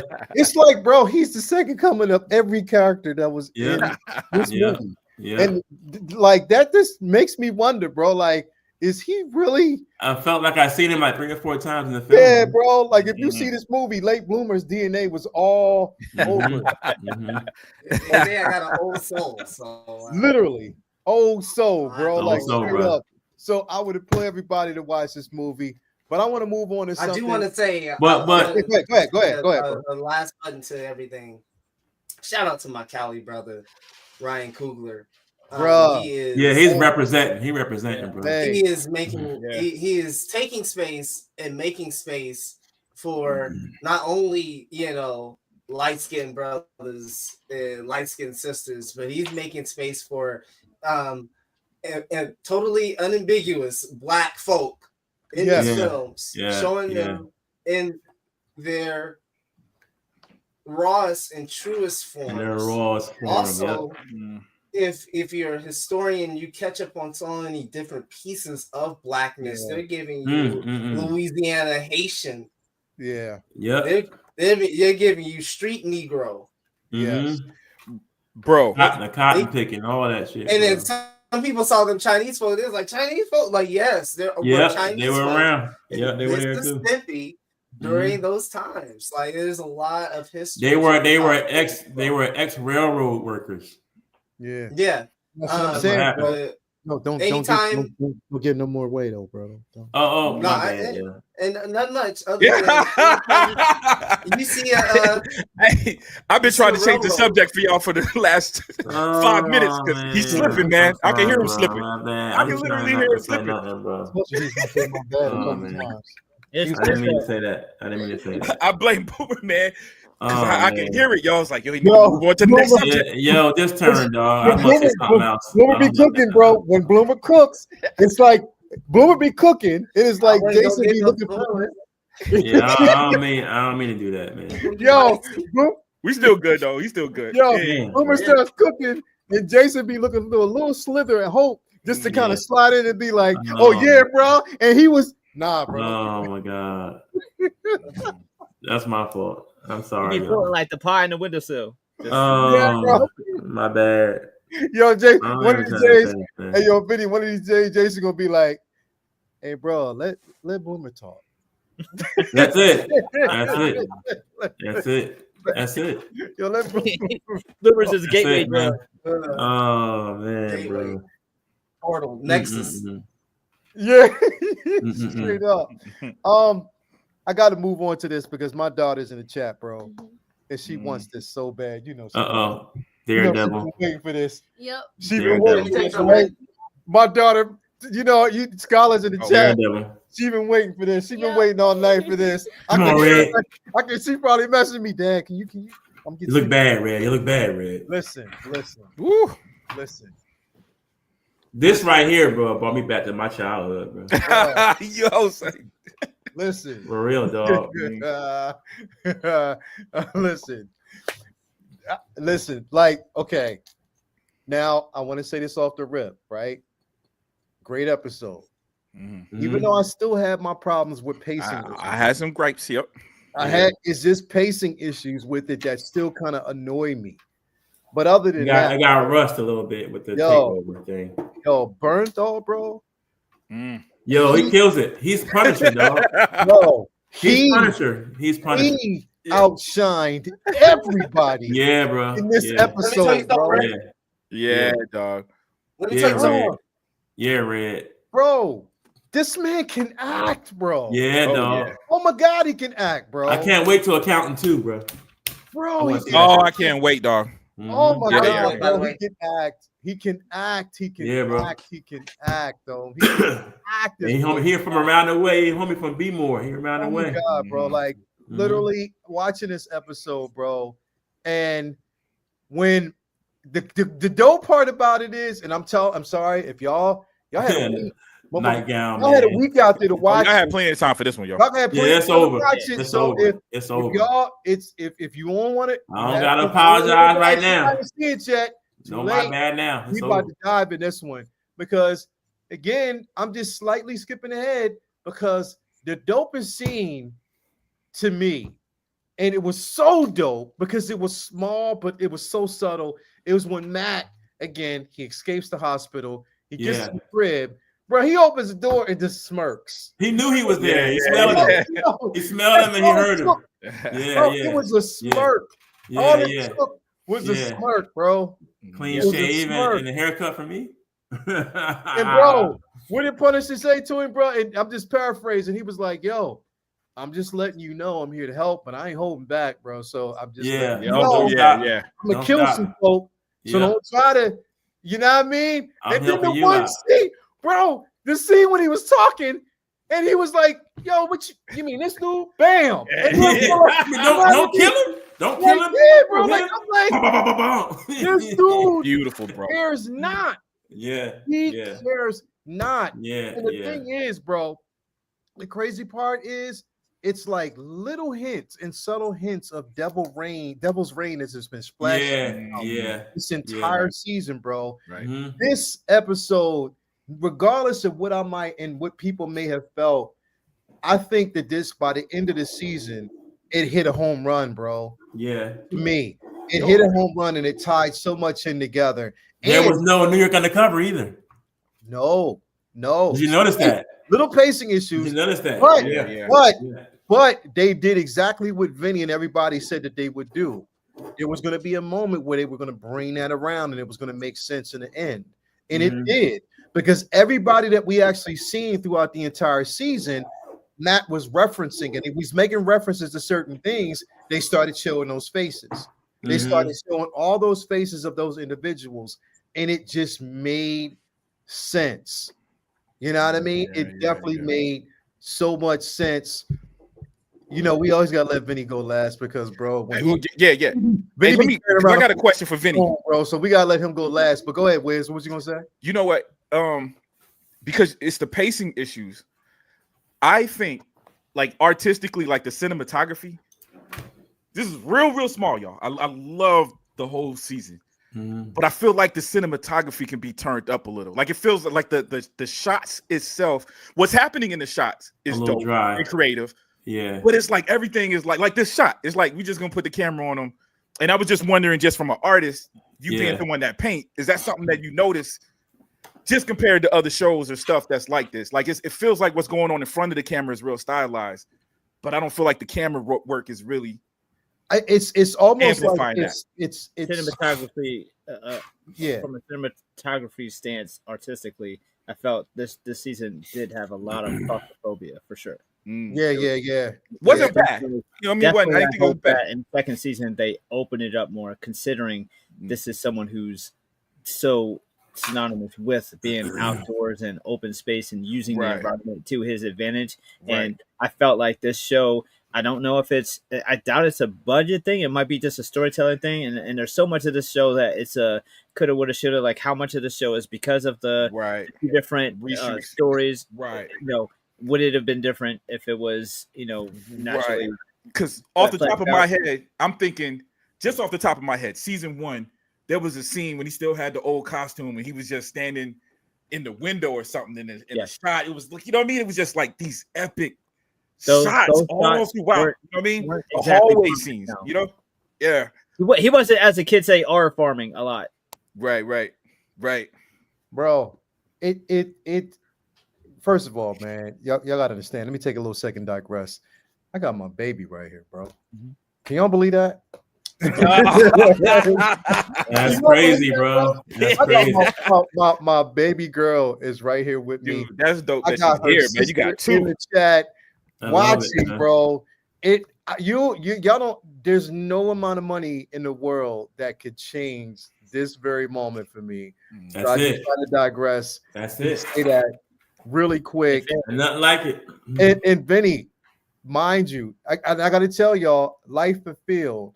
When I had both of my girls, both of them at once. Y'all was having a ball this weekend. Oh, listen.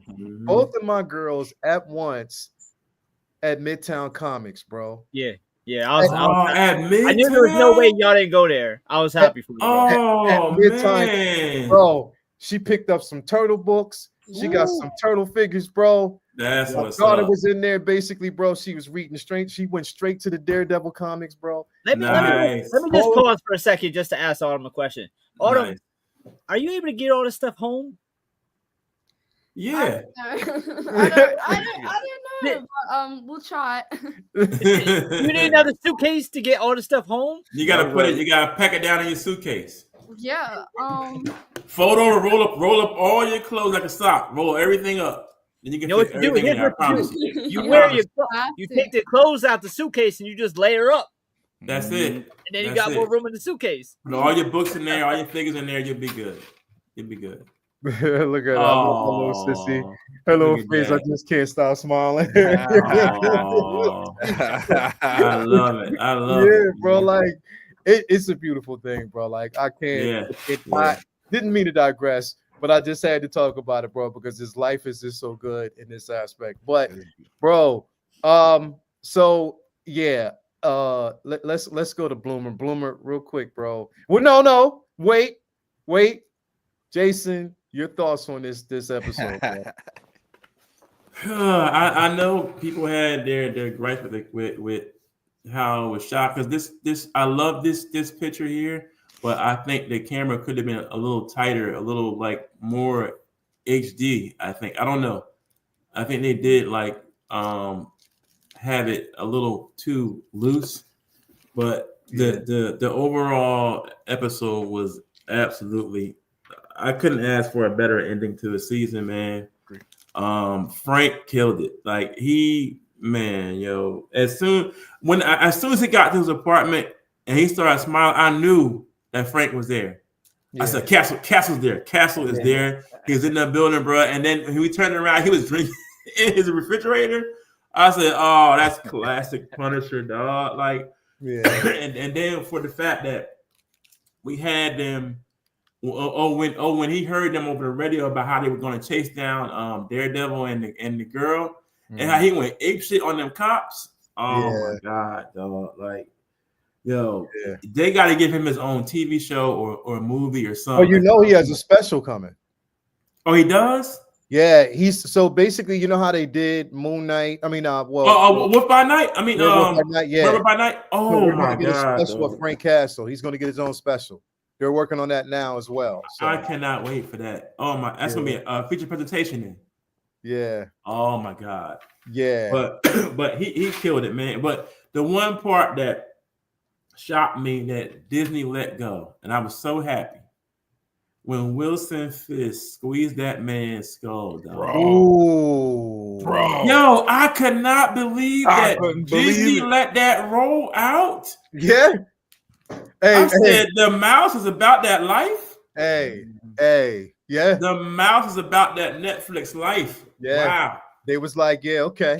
Now he ripped his jaw and crushed it. I said, yeah, bro. Unbelievable. It showed it, bro. Bro, I'm like, yo, how strong is this dude, bro? Like straight up, like how strong is this dude? They're going off of his comic book strength because he ripped his damn head off, literally, bro. I said, wow. I mean, yeah. Wow. And then you're gonna be like, any questions? Bro, I still think I thought Youngboy was gonna get killed, his little assistant at some point, but I think he's gonna get it. He's gonna be the fall guy, but they're setting up for him to be the fall guy next season. That's just season 2. Yeah, that's coming. It's coming. Yeah. We got $5 Super Bomb by my baby girl, my oldest baby girl. They contrast Matt and Frank's moral codes perfectly. Right. They're stubborn, but they also care for each other. Yep. Like brothers. Like brothers. Yep. They do. Yeah, that's the truth, bro. That's the truth. We got a $5 Super Bomb by my man, Benjamin E. Green. Make today and every day your masterpiece and then some. You already know, bro. I appreciate it. All day. Thank you so much, man. I definitely appreciate that so much.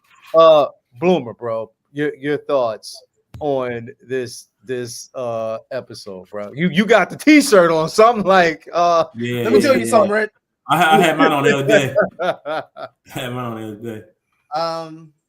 I think it's clear now that we have the whole enchilada here. It's clear that one team had it and then the other team edited it and made it work. Yeah. What was left over. Just in terms of we got stuff that we liked and we got stuff that we didn't like, and I can see how someone can look at this and say, "Oh man, that was uneven." I might liked it, but the process was like an uneven ass roller coaster. Like, I want my loops, but I don't want my loops like 2 in a row and then 3 in a row, then 2 in a like come on, like give me some time to coast a little bit. I can see how somebody may look at it that way. This has to be the strongest Disney Plus show, right? Yeah, bro. Yeah. I think that's safe to say at this point. Yep. Yeah. So overall, I enjoyed the characterization of Wilson Fisk. I think obviously Vanessa alongside him, we see her colors go from always wearing white as the pure, and now she's always wearing the blood is on her hands as well. She's just bloody. She's just as guilty as Wilson in all of this, as we'll see more. It did sting as someone, who's a comic book reader and enjoyer of this stuff to see that the home team down in the series at the end of the season, because sorry, Empire Strikes Back, baby. Yeah, right. Yeah, exactly. There is this burgeoning feeling of like, we got to make a comeback. Things are at its worst, but we still get Luke Cage. There's outrage for people who weren't in that room, but it's important that that the people who are closest to Matt in this situation are in that room. The people who needed to be in there were in there.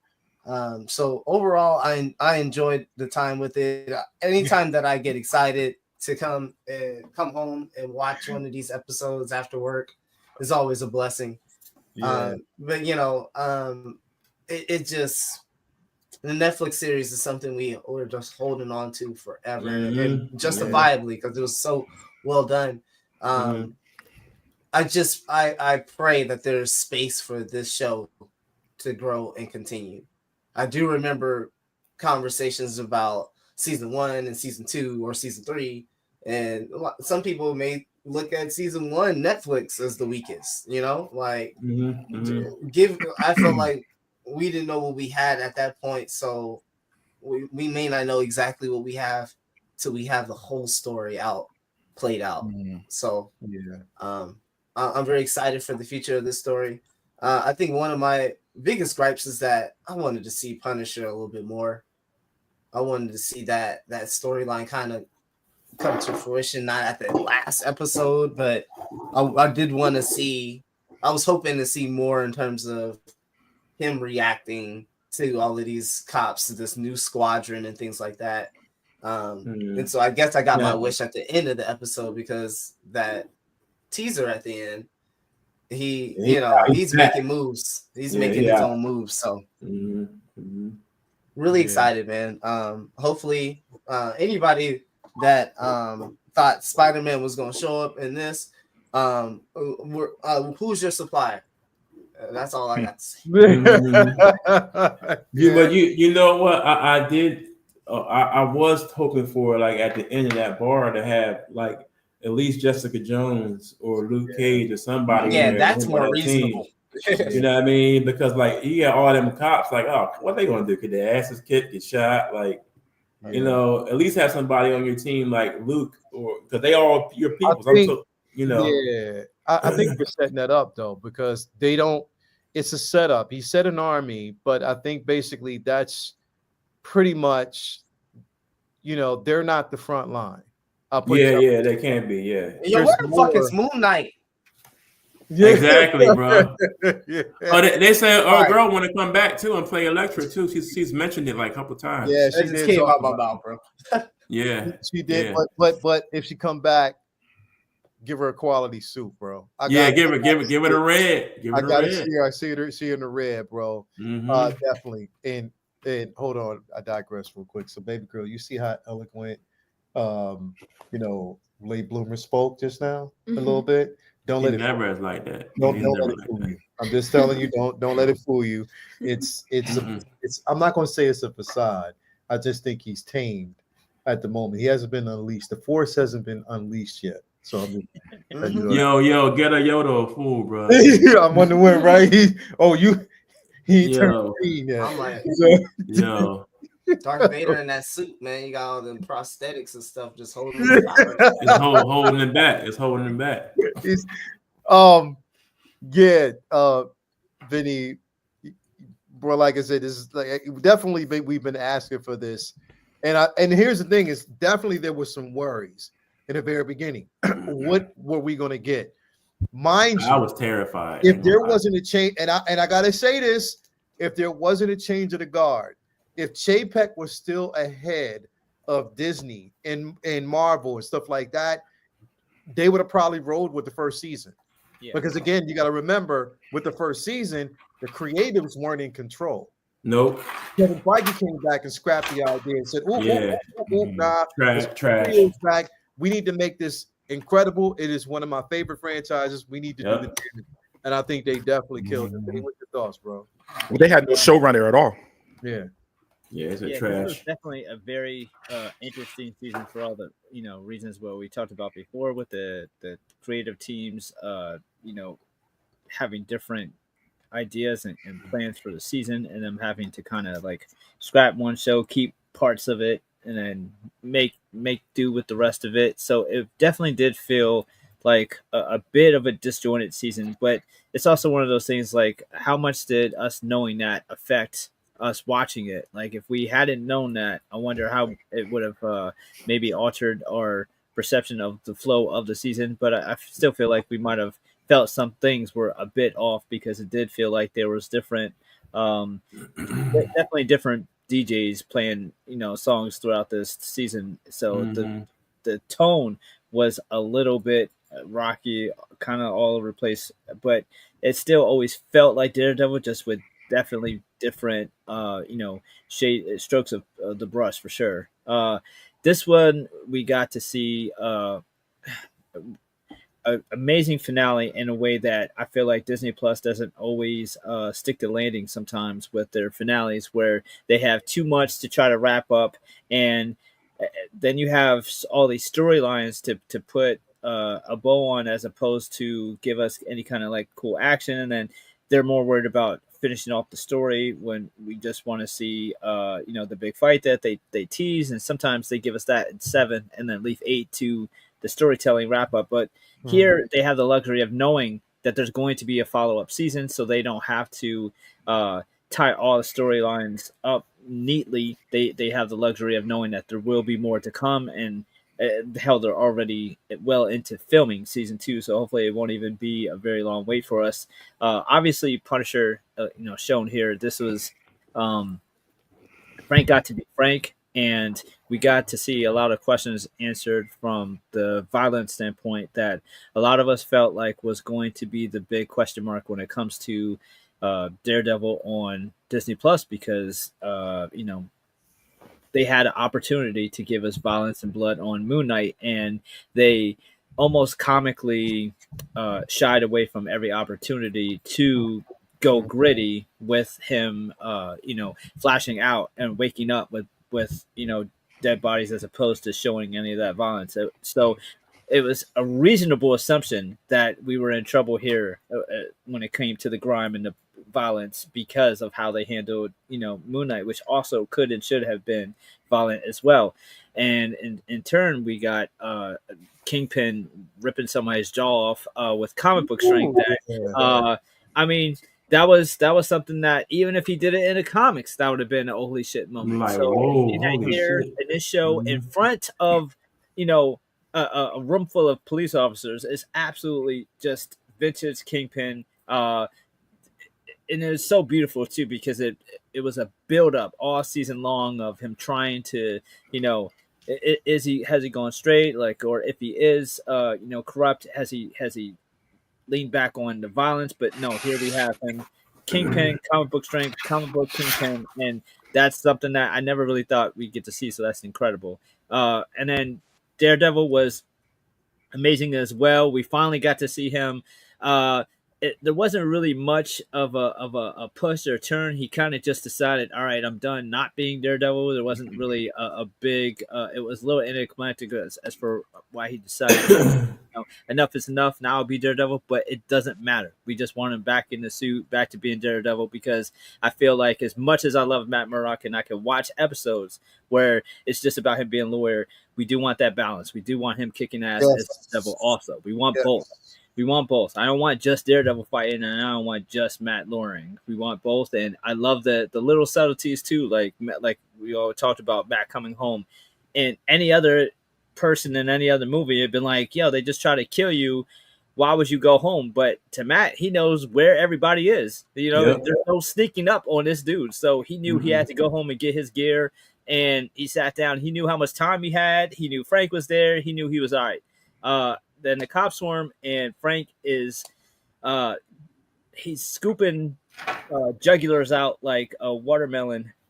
It's like insane, Like, just absolutely just hardcore violence, and then just awesome stuff too. Like, all right, I couldn't kill him, but I'm gonna drop this grenade, act like it was an accident, and then jump out the window because I know Daredevil will save me because that's what he does. Like, he knows.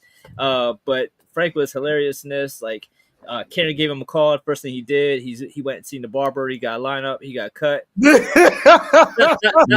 bro. That's what he did, bro. I got a piss out to make. Yo, you got a chair? He said, "You got a chair? I need a cut. I'm about to let me tell you something. Give me a chair. Give me a chair. Let me tell you something, barber. Lights on the sides. No doubt, man. I think in many ways this was a Frank show too. Yeah, for sure. Berthal has gotten in trouble, not in trouble, controversy with some comments that he made lately with that how important this character is to him because he loves Marines and he loves the police. And Punisher is a very important character to him. And you have a lot of fools who've never picked up a comic book blasting him for these comments and ignoring the fact that Frank Castle loves cops. He's a former Marine. He goes out of his way in comic books for the past 60-some years to not 40-some years to not kill cops. However, if they're dirty, then to him they will kill them anymore. Now, to liberals, to so many people, cops wearing the Punisher logo is and to the creator too is a big no because he's a killer. That's not what Punisher should. He's not somebody who cops should be idolizing because this is a killer. He's what happens when the law breaks down, not a goal. But people are conflating what most people look at as the Punisher to what Frank Castle himself. So Bernthal is in the mind of Frank Castle himself, not the outward view of Punisher and how it relates to police and Blue Lives Matter and all that with the logo. That's an entirely separate thing. Frank Castle, the character, loves and respects police. Every cop in this show was not driving home that Frank, hates cops, and this is saying stop wearing my logo. Yeah, stop wearing my logo if you are a dirty cop who is on a corrupt kingpin's task force. That's why he had no remorse killing them, and that is clearly what happened. Frank gave zero fucks. There was no mercy for any of them because they were all bad cops. Yeah. So this episode to me was one of the highlights of the season. I loved episode 7, and I loved this episode. My only gripes with the entire episode was that we need an army that could have been handled a little bit better because hey, I need an army, and then you pan to just like a room full of just like regular dudes and the bartender. Like you say I need an army, like you're going against Kingpin and Task Force and all these things, and your go-to gun is Cherry. Like all I picture is the Charlie Murphy movie, where Charlie Murphy's just like laughing like from Chappelle. It's like no, I don't, and of course I didn't expect to see freaking Spider-Man, but you could have got some Luke of the defenders. Jessica. Jones, get like what Luke Coulter, get him on the phone, pay that man his money. Yeah, could have been in that bar and been like, all right, let's go. I would have loved to see that, or not show the room. That's what it should have been. Yeah, that's what it should have did. Or if you didn't have that contracts, if you didn't have them on board yet to say, like if you didn't get them in for season 1, if Daredevil would have said, I'm going to need an army, and then end right there, then the viewer could imagine anybody we might have got. Then you show the room full of just like the secretary and like the secretary, and you got the dude who stocks the vending. It's like, come on, man, like that's not nobody worried about. This should have been like Fade to Black at that point. Fade to Black. We need an army. Fade to Black done. Let us think. Let us leave it up to us to basically think and wonder what we're going to see next season. Yes. Fade to Black, or are we going to see that? Because basically content creators like to speculate. Oh, I just heard that Luke Cage is going to be with. I heard that You know, I heard because that. Of course, like more people might come, but you wouldn't have known who was in that room unless they showed it. They could have had silhouettes. They could have not. They could have not went into that room, and you could have been like, "Wow, who's in there? Who's in that room? Yeah, who's in that room?" Or cut to a scene where, you know, he says that, and then at the end of it, or you go to like this whole whatever, he turns to the camera, turns to the door, you hear a door open, and you just hear him without even seeing anybody. You just hear him say, "Nice to see you again." Yep. And that's it. Yo, Leo be up here writing whole new movies, man. But he right. Hey, that was like the shot sheet. Like, yo, this shot, that shot, this shot. It makes sense. He's absolutely right. He's absolutely it makes sense because it again, we like to speculate. Yeah. We like that, and they like that we're talking about these things. You know what I mean? Right now, you're ending a season, whereas, okay, we don't know what's going to happen, but as far as we know, you're going to get a whole bunch of people killed because everybody in that room was not capable. Yeah. Nah, hell no, they get trashed. You know what's crazy, man? Y'all better than me because I'm always focusing on dumb things like when he put the helmet on, the little Parker thing that he wears just magically appeared. Did anybody notice that? Yeah. You know what I'm talking about? He got the black thing that goes over his head and goes. Yeah. Like it wasn't there. It was his hair. Yeah. He pushed the mask on. Next shot, everything was on. He said Leo needs to get it together and make his own movie, yo. Dude, he writing script. He's collecting scripts, man. Bro, but it's just the obvious thing as a writer, editor, anybody out there, if you're seeing this and you want, because you want the audience back next season. Yeah. And they're sure to come back. But right now, you want to make a rewatchable and most talked about moment. Because again, if you would have did something like that, then on everybody's thumbnail, everybody's conversation would have been that one scene. Who is he talking to? Exactly. Who came through that door? What is the conversation? You know what I mean? Yeah, so we instead we got like I'm going up against Kingpin with Cherry. Nobody worried about right. Hey, but man, you know what though, man? I think and Leo pointed out some of the timing issues. And again, I think I said it last week. Like we're kind of aware of the reshoots. I'm telling you, I don't know about y'all. They did good enough to where I trust them. You know what I'm saying? Like the little gripes I have, I feel comfortable giving them a pass, man. I really think they're going to deliver this next season. Yeah, I really think they're going to deliver, dude. I think it was just and if it was pieced together, even with my gripes, man, you know, the timing and stuff, it was an awesome job. If you had to take 18 episodes and figure out what you were going to do and fix them all, You know what I mean? So, you know what they could have did? You know what they could have did, Vinny? We could have had Matt walk outside, bro, with like one of them crowbars, bro. Go to the sewage, open up the lid, and be like, "Hey, boys, I need you." Not the Ninja Turtles, yo. It would have been the Turtles, bro. Yeah, they would have jumped out. They would have jumped out and be like, "Cowabunga!" Bro, I would take it. I would take it. It would have been over, bro. I would have took it. Oh man, that's who they based on. That's who they based on. Do it. Yeah, exactly, bro. Like just do it. It makes so much sense to do stuff like that. I'm telling you, it would have been such a moment. But I mean, again, all in all, bro, I definitely. But there's one other scene here I got to talk about. That was one of the stupidest things that I've ever seen on camera, bro. What we got? Oh no. Bro, if you know this man has slaughtered half the precinct, why y'all talking to him first? Wait, hold up. No.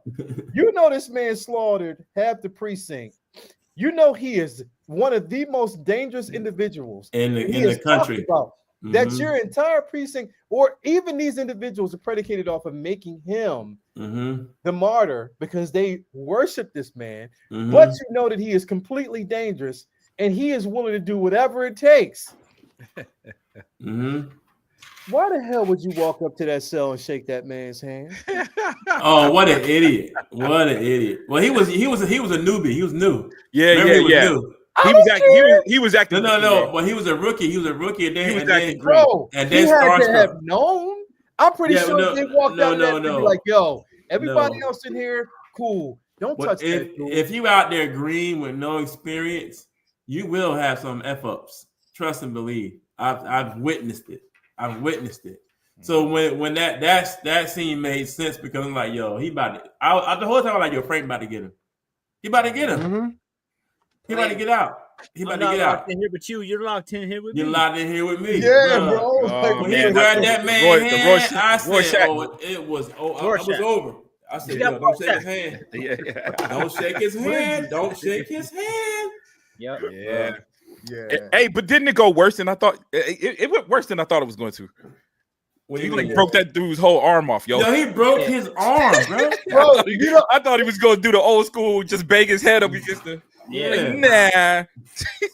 Oh man. Yo, he said from New Jersey, huh? The walk about psych, yo. Yeah. Oh man, It's an honor to meet you, psych. That's right, man. That's right. Yo, that's right. Even Tony was like, psych. Yep. Yo. Because he hit him with the coolness, man. It's like, this is not. You know what's funny? Like, you hit him with the Luke Skywalker. This is not going to go the way you right. It's not going to go the way you think. I want to talk about it. Yeah, I want to talk about it. Right. Yeah, they're going to be like, yo, what happened? What, you good? Bro, I'll make up a story. I'll be like, yo, straight up. Yo, he broke out the cage and he just jumped on me. The cage and just beat me down, bro. Yeah. Broke my arm and sold me. Yeah. He wanted me to live to tell y'all the rest of the story, bro. Y'all didn't restrain him down hard enough. I would have said it was Luke Cage. I got jumped by Luke Cage. Bro. Somebody got the whole. Somebody got. But here's the thing, bro. Here's the thing, bro. Right, I hope ain't no cameras in that room. I hope ain't no cameras in there. You know somebody else because here's the thing, bro. Yeah, he did it. That cop can't lie because he had everybody else that was locked in a cell next to him and told the truth. Like, yo, he lying. He lying. No, I would have told a Soldier Boy like story about how Frank got out that cage. He swung his body to the left, bro, and then that's how I got hit. Right on. He had some guns made into his vest, and he pulled them out. I would have said he's a mutant. And he got mind control or something.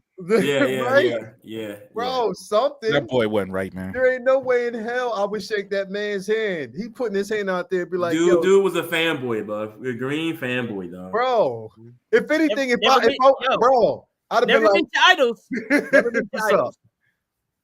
Yeah. Come on, man. I mean, it is what it is.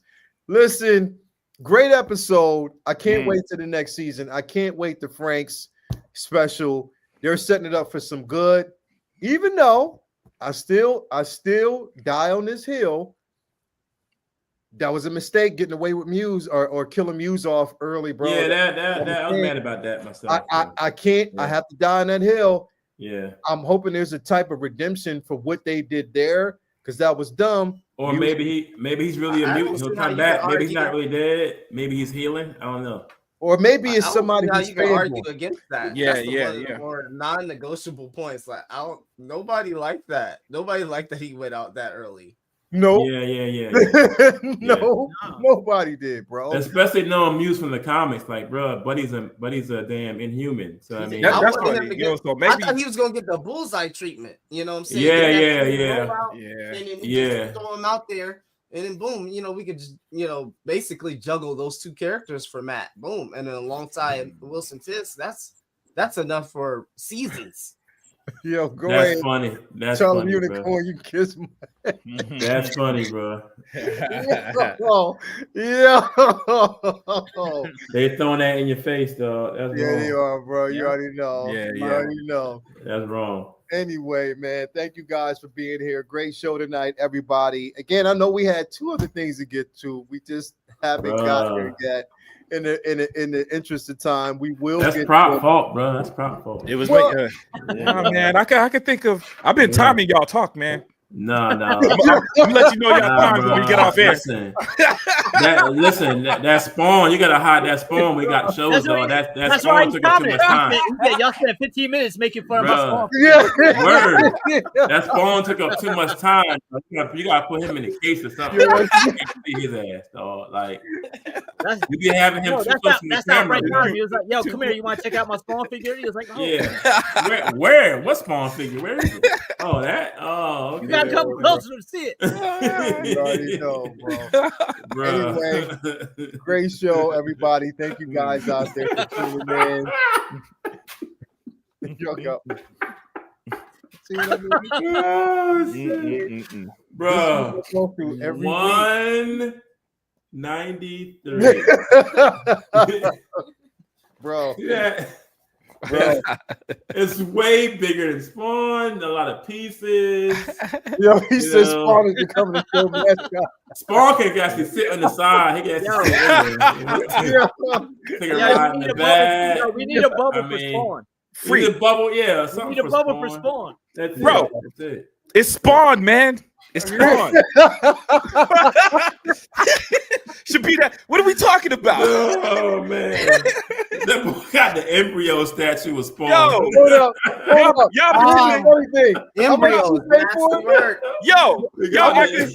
Y'all acting like I bought a statue of Mr. Mixed Pixel. Man, this is Spawn. That's what it looked like. Is that small, bro? Wait a minute. Hold up. Everybody says Spawn statue begins at inception. Bro, hold on. That's a miniature, bro. That's not no statue. That's a miniature, bro. Bro. That's a miniature, bro. Bro. That's a Happy Meal toy. Prop. We'll never let you lay that down, bro. Stop talking. Stop that, man. Hey, that's disrespectful, man. I just had to explain to my daughter what a Cracker Jack box toy was. Yo, oh god, it's tears, bro. We didn't even let it breathe, yo. He said that shit in like 2 minutes later. Yo, remember when Prop brought that? Oh my god, bro. Yo, Troy was like, just go ahead and put it on the thumbnail, bro. Put it on the thumbnail. That's it, yo. That might happen. Bro, you can't show that figure no more, dog. Bro. Man. Don't do that. Yo, that's a 112 scale miniature. I wish it was a figure. This is a statue.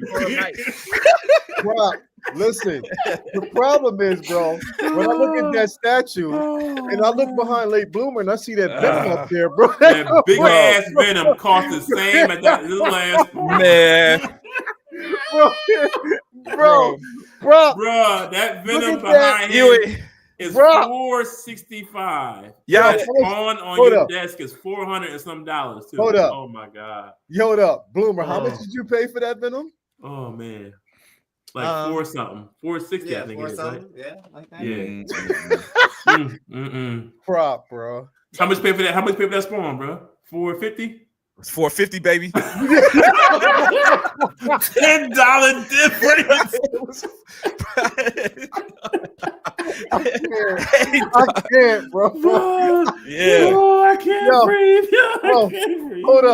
Hold up, Prop. I like my little Spawn figure, man. I just don't like the price. Hold on, real quick. Wait, I need to put this. Okay, baby. I need to put this in perspective. Oh my god, bro! Yo, Bloomer, get him off the shelf, bro. Get him off the shelf, dog. Real quick, bro. Get him real quick. Get him off the shelf real quick, bro. You see that? Get him real fast.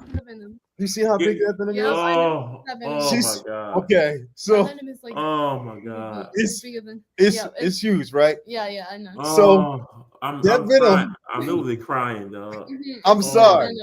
So let me show you this real quick. While he's getting it down, let me show you this real quick. So this is that's the Happy Meal Spawn when the movie came out. That's Michael Jai White, bro. That's Michael Jai White, bro. Okay, Boomer. Yo, look, hold on. Bro, do a side by side, bro. I got this. Hey, look, I'm gonna take the base off. Nah, don't take the base off. Yeah, take the base off. You need every inch, bro. Do a side by side. So hold on. You see that, right? I know how pizza done. Now look at this. This nigga got the nerve to take off the bottom. Oh my god, bro. Yeah, you wild in the night, bro. Hold on. Say it. Go ahead. That was the $10 difference. Bro, Neat said that was a $10 difference, my boy. Bro. $10, bro. Oh, now wait. Now it's a $15 difference. That's a difference. Now it's a $15 difference. Yo. Oh my god. Come on. Frankenstein cost me. Nah, don't put him in there. Don't put him in there. Even he bigger than him, bro. Even he bigger than Spawn, dog. Like, cost me $20, bro. Don't put. I know how big that is. Look, listen, Bloomer, put it in the camera, bro. Put it all the way in the camera. Look at that. Oh, instead of Come getting on, with dog. 10 particles. You can't even feel his whole body in there. Come on, bro. Yeah, look at that. Mm-hmm. With the bass. God. With the bass. Damn. Hey, okay, Prop. Go ahead, put it back up there, Bloomer. Particles. If any lesson you've learned from this, what was the biggest lesson you've learned, bro? I'm not buying no statues from my phone.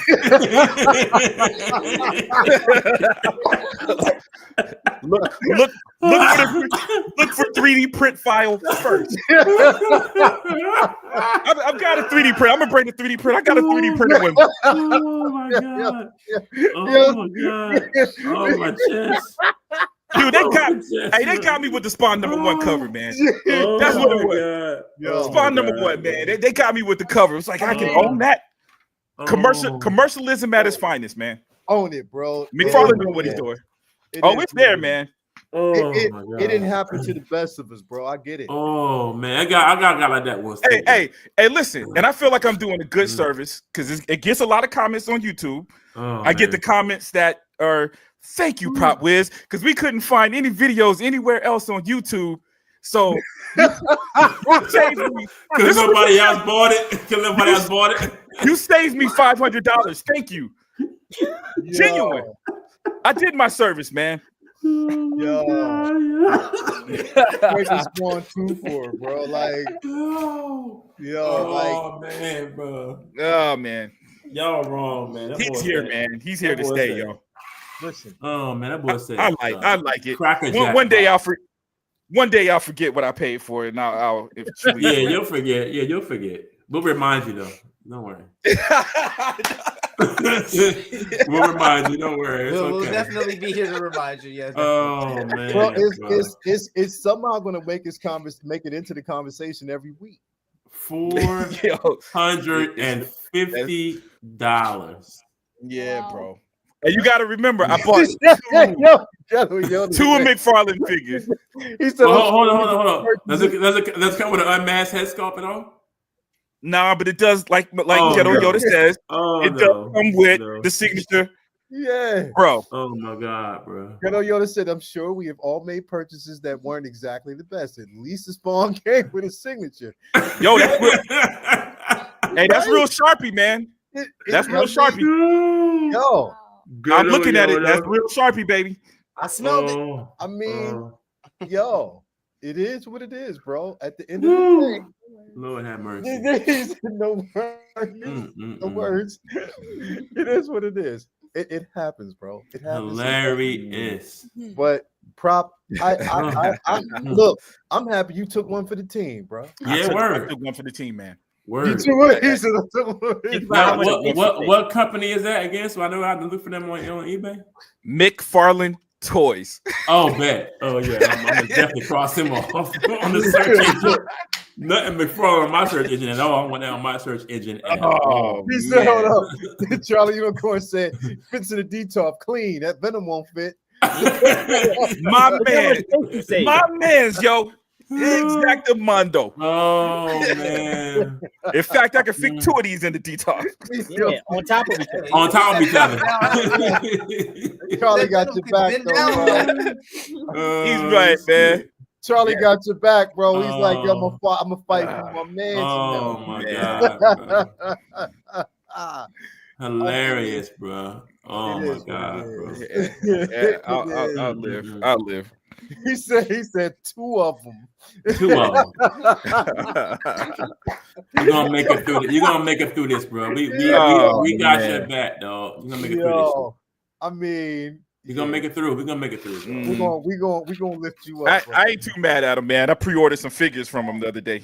Don't do it no more. You still messing with McFarlane, huh? You ain't learn your lesson, huh? No statues. No statues. You ain't learn your lesson, huh? I didn't learn my lesson completely. Just the statues, man. Do it for regular action figures. Just statues. The figures we can live with. Yo, did you hear? Look what Ren said. Look what Ren said, dog.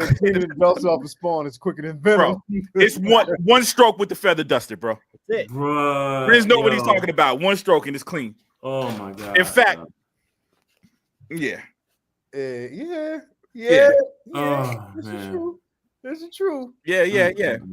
Man, McFarlane does his thing with the figures, man. Figures are fire, yeah. Hey, bro. Like, I mean, listen. Prop. When you put it way up to the camera, bro. Yeah. You know, definitely, bro. Like, it makes sense. It makes sense. When you put it in there, it makes sense. Yo, if I was holding it with 2 hands, it would actually look bigger. That's what she said. It would look. You discovered the best. I knew it was a setup. I was like, oh my. Man. Let's just.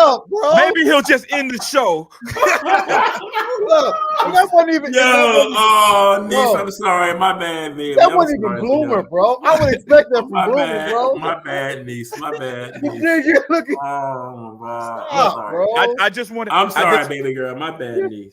Autumn, just for the record. Made it. Autumn, for the record. Made it out. No. Forget all this we talk. Just for the record. Oh man, I was good tonight. Yeah, you was good. You was good. You know what I mean? Bloomer was good, bro. Yeah, Bloomer was good. Man. But the show ain't ended yet. Look at him. No, I tried to the end. I already apologized. I said my bad. So you said, hold up. Say it again. Nah, Bloomer did cuss it early on. Reacting About who? Bloomer. That what? He's not. He's not. I mean, he's quiet today. That's just. He's mad quiet today. Yeah. That's just today. Yeah. That's just today. That's today. Almost made it. He probably smoked. Yeah, I don't want to throw him out there, but he did throw an MFer out there earlier on in the show. The first 5 minutes. Oh, snap. So he get all the way. I've been keeping track of everything. This whole Spawn thing, man. I don't even Bloomer is on my side, yo. This is you know you one of my favorite people, man.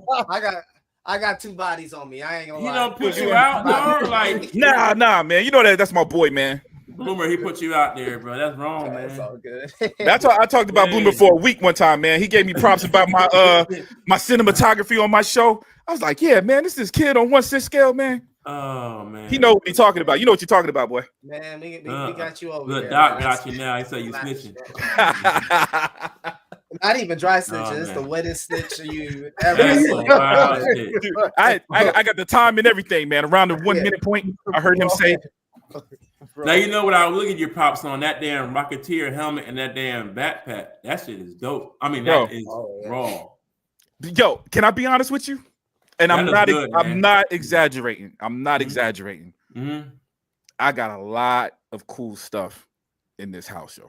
Bro, we seen it. Yeah, we seen it. That's the thing is we seen it. Mm-hmm.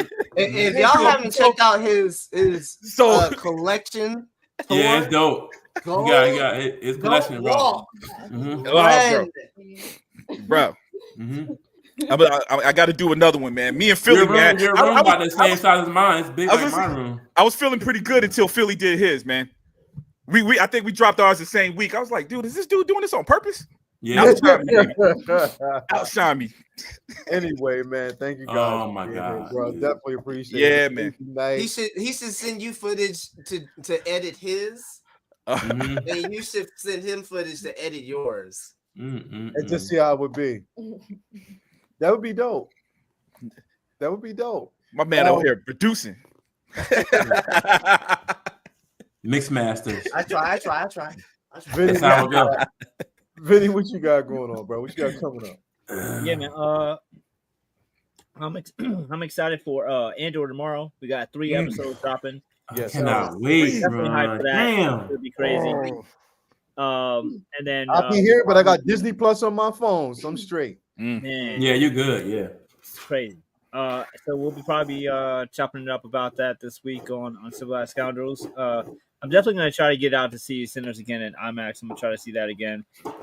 Counts out this week. And other than that, I'm just going to be working on new art pieces, trying to get some stuff together for Fan Expo Philly in May, and just working on more reading, more organizing, and just trying to get stuff together for that show. So looking forward to all that stuff, and back here next week to talk more comic book talk with friends with these crazy explicits. Like, I'm still being good. I don't think I slept tonight. I don't think so. But if I did, probably tell me. Yeah, I'm looking through the record. I can't remember. I feel like this fool got the type. I didn't write that one down.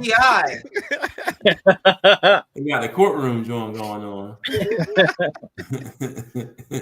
Nah, you ain't slip up at all, bro. You know thing. Still, everybody, we also waiting. We are waiting for the chair, bro. We gotta wait for the chair just in case y'all waiting. Yes, Wolverine will be in. Yep, it's coming. It's coming. It's coming. So Wolverine is coming. So the chair is going to get your popcorn ready. This is the most accurate Wolverine you will ever get. Wolverine, bro. This is Wolverine, bro. It's coming. This is comic book accurate. This is comic book I love how it's just angled off the back of his stuff, like, and it's just, bro. It's like eagle's wings, just getting ready That's to take it. flight. Yeah, bro. That's what I'm saying, bub. All you need is a cigar. I had the cigar, it'd been perfect. Wolverine is coming, bro. As always, man. Appreciate it, man. Thanks for coming through. As always, and thanks for blessing my daughter, bro. She was my pleasure. Yeah, that's awesome, man. I'm glad you came on the show too, Autumn. Like, that's what's up. I'm so glad you were here tonight. Yeah, you gotta stop by again, little lady. Yeah. Yeah, definitely. Thank you. Jedi Kid, what's going on, bro? What you got going down? Tomorrow I gotta finish one more class. Thank God I'll be done with that. I got some running around to do with my get my other car worked on in the morning, and I'm trying to go play golf at some time tomorrow. Ooh. I haven't been able to go. Bro, a week. Is you out here, Boston, bro? Is this like a flex, bro? Is it a flex? Oh no. Bro, you went from saying, yeah, I got to get my other car fixed, you know what I mean, and then I'm I'm telling you today, I'm giving you the rundown. I'm giving you the rundown. That's a loaded. That's just you may have said golfing. He had that game golf lessons from Chubbs, bro. Yo, I haven't played in about 3 weeks because the school been killing me. So I haven't played in about 3 weeks. I need to go play. She said, "Wait, my chat is delayed. Oh my God, that Vinny Wolverine picture." Oh, that's it. He's the champ. Yeah, that boy is the champ, man. But that's it, man. I love y'all boys, man. I'm glad to be here with y'all again on another Monday, dog. It's good to be here with y'all boys vibing. I got to hang out with my niece for the first time on video. That's cool, you know what I mean? So your dad is a happy dude right now. I've never seen this dude smile so much in the last 4 or 5 days. Smile. So I'm glad you girls made this man happy these last couple days. But I had a ball with y'all boys, man. Yeah, bro. Always do. And thank you for coming through, man, and being with us this evening. As always, man, thank you for coming through and always showing up, bro. Appreciate it. No doubt. Prop, man, what's going on with you, bro? Dude, nothing, man. Just Prop wasn't this week, man. So the show's been delayed. I failed the algorithm, so it's gonna fail me this week. But oh man, we'll be doing some catching up, man. Just the props, man. It just takes a long time, sanding, painting stuff, man. So I'm trying to do 2 or 3 of them, so I can drop a couple, man. And I'm thinking about doing a whole little episode or doc kind of thing about the whole helmet removal issue that we have in comic books. You know what I'm saying? Spider-Man does it too. You know what I'm saying? Are you doing any Clone War? Any Clone helmets? You know what? Hey, you just ordered one. I need Rex, bro. That's on. Oh, that's gonna be easy, bro. For real? Yeah. Clone helmets be easy, man. I need Rex, bro. That Rex helmet is one of my favorite ones, man. Yeah. Once you do a Mando, I've done tons of Mando. Like those are the hardest because you got to keep that chrome Oh, you do the shine. You shine like, too. Yeah, it's like a car. You know what I'm saying? So it's any imperfection. You gotta buff it. Yeah. You gotta. So man, once you do that, everything else is like easy, bro. That's what's up. So man. I got the M1 fighter is on the table now. Nah. So yeah. So and thankfully, Hot Toys released those photos from the celebration because I haven't been able to get a good look at it because it's reflective. What scale was that? That was 1/6 scale. The fighters? Yeah, the M1 at the y'all didn't see that photo? Yeah. They had TIE fighters. There was how much you charging for that? Oh, I don't think. Oh, who me? Oh, no. Mine isn't. Mine isn't 1/6 scale. I'm about to say. No. I'm sorry. I was getting ready to say I'm about to hit you up with something today. Nah. I'll measure it, dude. It's not. It ain't 1/6 scale. It's big right. Though. It's as big as my back wing. It's one of them things. If you see it, it might look. I'll show it to you. Well, there'll be a whole episode. I told you I got a boy making me a Sky Striker and the Tomahawk for that G.I. Joe scale, right? G.I. Joe shit, yeah. Oh yeah, 400, bro, for both. For the what? For both, word, bro. I gotta show you what he sent me so far, bro. The Tomahawk look like. I mean, I'll be 12 years old to get with that shit in my upstairs, though. Right. This is what he does. Now we doing an outro, right? So because you brought up 400, I don't want to hear nothing about. That's what he does. Oh, I ain't gonna say nothing about. See, I didn't do that. You did that. I did do that.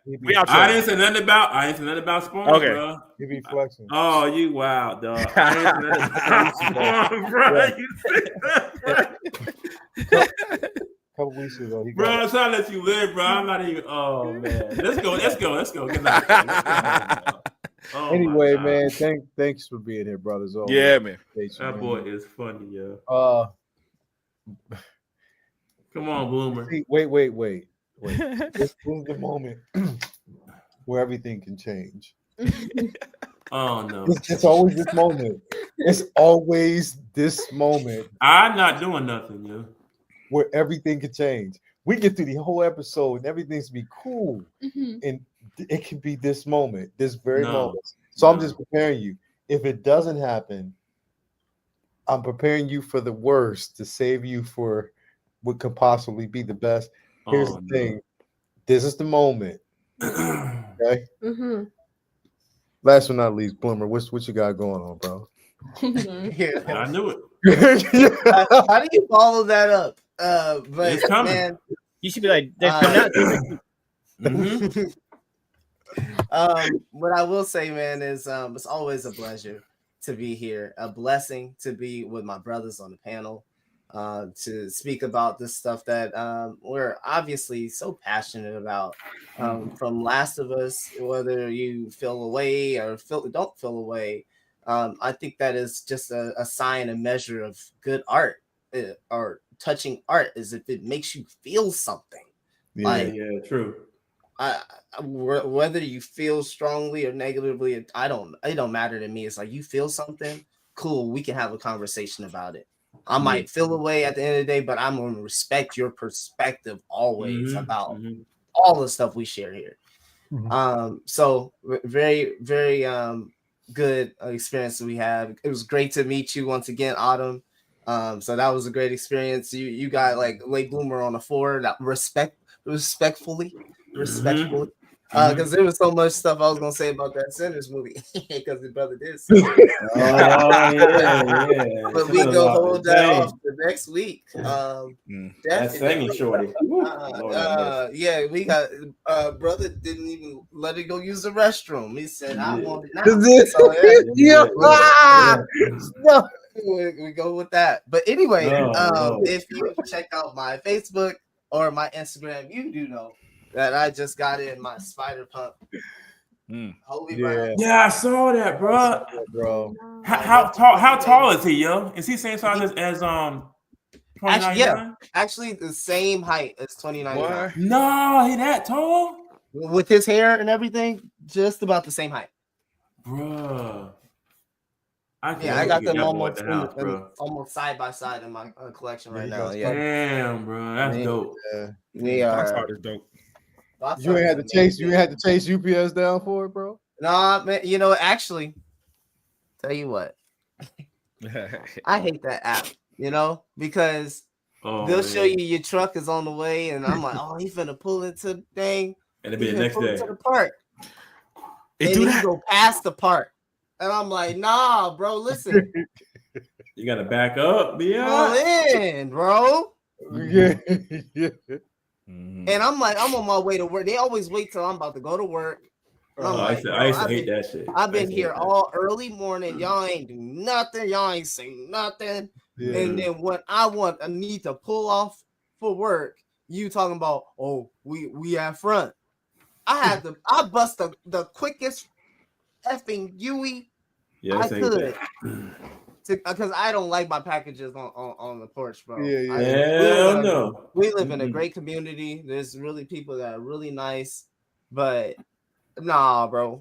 Nah, bro. I can't do that. No. I'm not doing that. I got too many cameras. Yeah. But other than that, you guys know the rotation with me. Monday here with my brothers, and also Wednesday as the world turns with Hot Toys. You'll see us speaking, hopefully with some news. I know it's been a little quiet since the drops with the exclusives for Star Wars Celebration. Scarecrow, bro. Yeah, we did get a Scarecrow. Right. Ooh, that 2.0 is ridiculous, though. Yeah, they killed that. Actually, they went out and got somebody to do that. They commissioned that scope, so it's really for real. Yes. That's wow. That wasn't they gave the credits. Go look at the I think the description on the drop from Hot Toys. They gave the sculptor credit. Yep. No, that's what's up, bro. That yo. Which they need to do more of. Yeah. That's another story. Yeah. I'm getting that day one. That's the only 2.0 I'm excited about, that they have Scarecrow. That shit looks too much like it, bro. Yeah, man. But yeah, other than that, man, keep the faith. I know times are crazy right now. Yes. And stay close to your family. Believe in whatever you believe in. Mm-hmm. Keep making fun of props purchase. Just do what you gotta do. No, but he can afford it. I can afford it. See, I let you. That was not me. No. I can afford it. Okay, all right. It's all good, man. I love that you're just such a good you're a team player about that great sport, bro. No choice is the number one motivator, baby. You got it.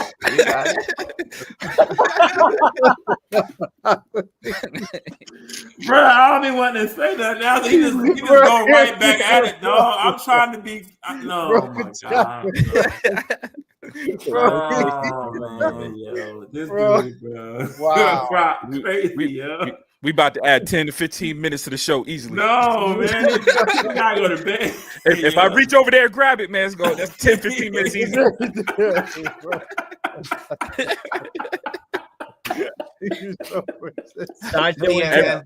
Everybody hates it, but everybody loves to talk about it. Oh my god! Yeah. Oh my god! This is a safe space, brother. Tom McFarlane, you wrong as hell. A real safe space, brother. Tom McFarlane, you wrong as hell. Yeah, he a dirty dog for that. He is dirty, bro. He lucky late bloomer on level 4 right now. I'll let him have it.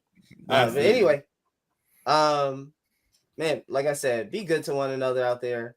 Love one another. Man. Go and get you some what's in my name. Bye, everybody. Have a good night. Bro, peace. Everybody, thank you so much. Great show, man. Until the next, man. Next week we will be back, same time. I'll be back in the studio, man. But other than that, man, thank you so much. I'm going to enjoy the rest of my week with my baby girls, man. And it's going to be a good time, man. Thank you guys out there again. For everybody who has these families, remember, first and foremost, man, your loved ones come first. Everything else comes second. But if you have to basically share these type of moments with your kids, bro, number one, I'm letting her know that it is possible to have fun doing the things that you really, really want to do. Fun is going to always be first. Everything else comes secondly. If you have the talent, you have the will, you have the drive to do it, just do it and just have fun with it, because we need more fun like this. But also we need to bring our kids into this same space, man. Yeah. Guys, you have something to look forward to. Anyway, thank you guys out there, man. Love y'all. Until the next time, we are out. Peace, love, and all that good stuff. Faded. Peace. We are out. You guys want to say anything to everybody out there? We're the Iron Studios. Thank you for having me on the show today. Oh, no problem, niece. We couldn't have did it without you. Yeah. For real. Yeah, good night, man. See you guys later. Love y'all.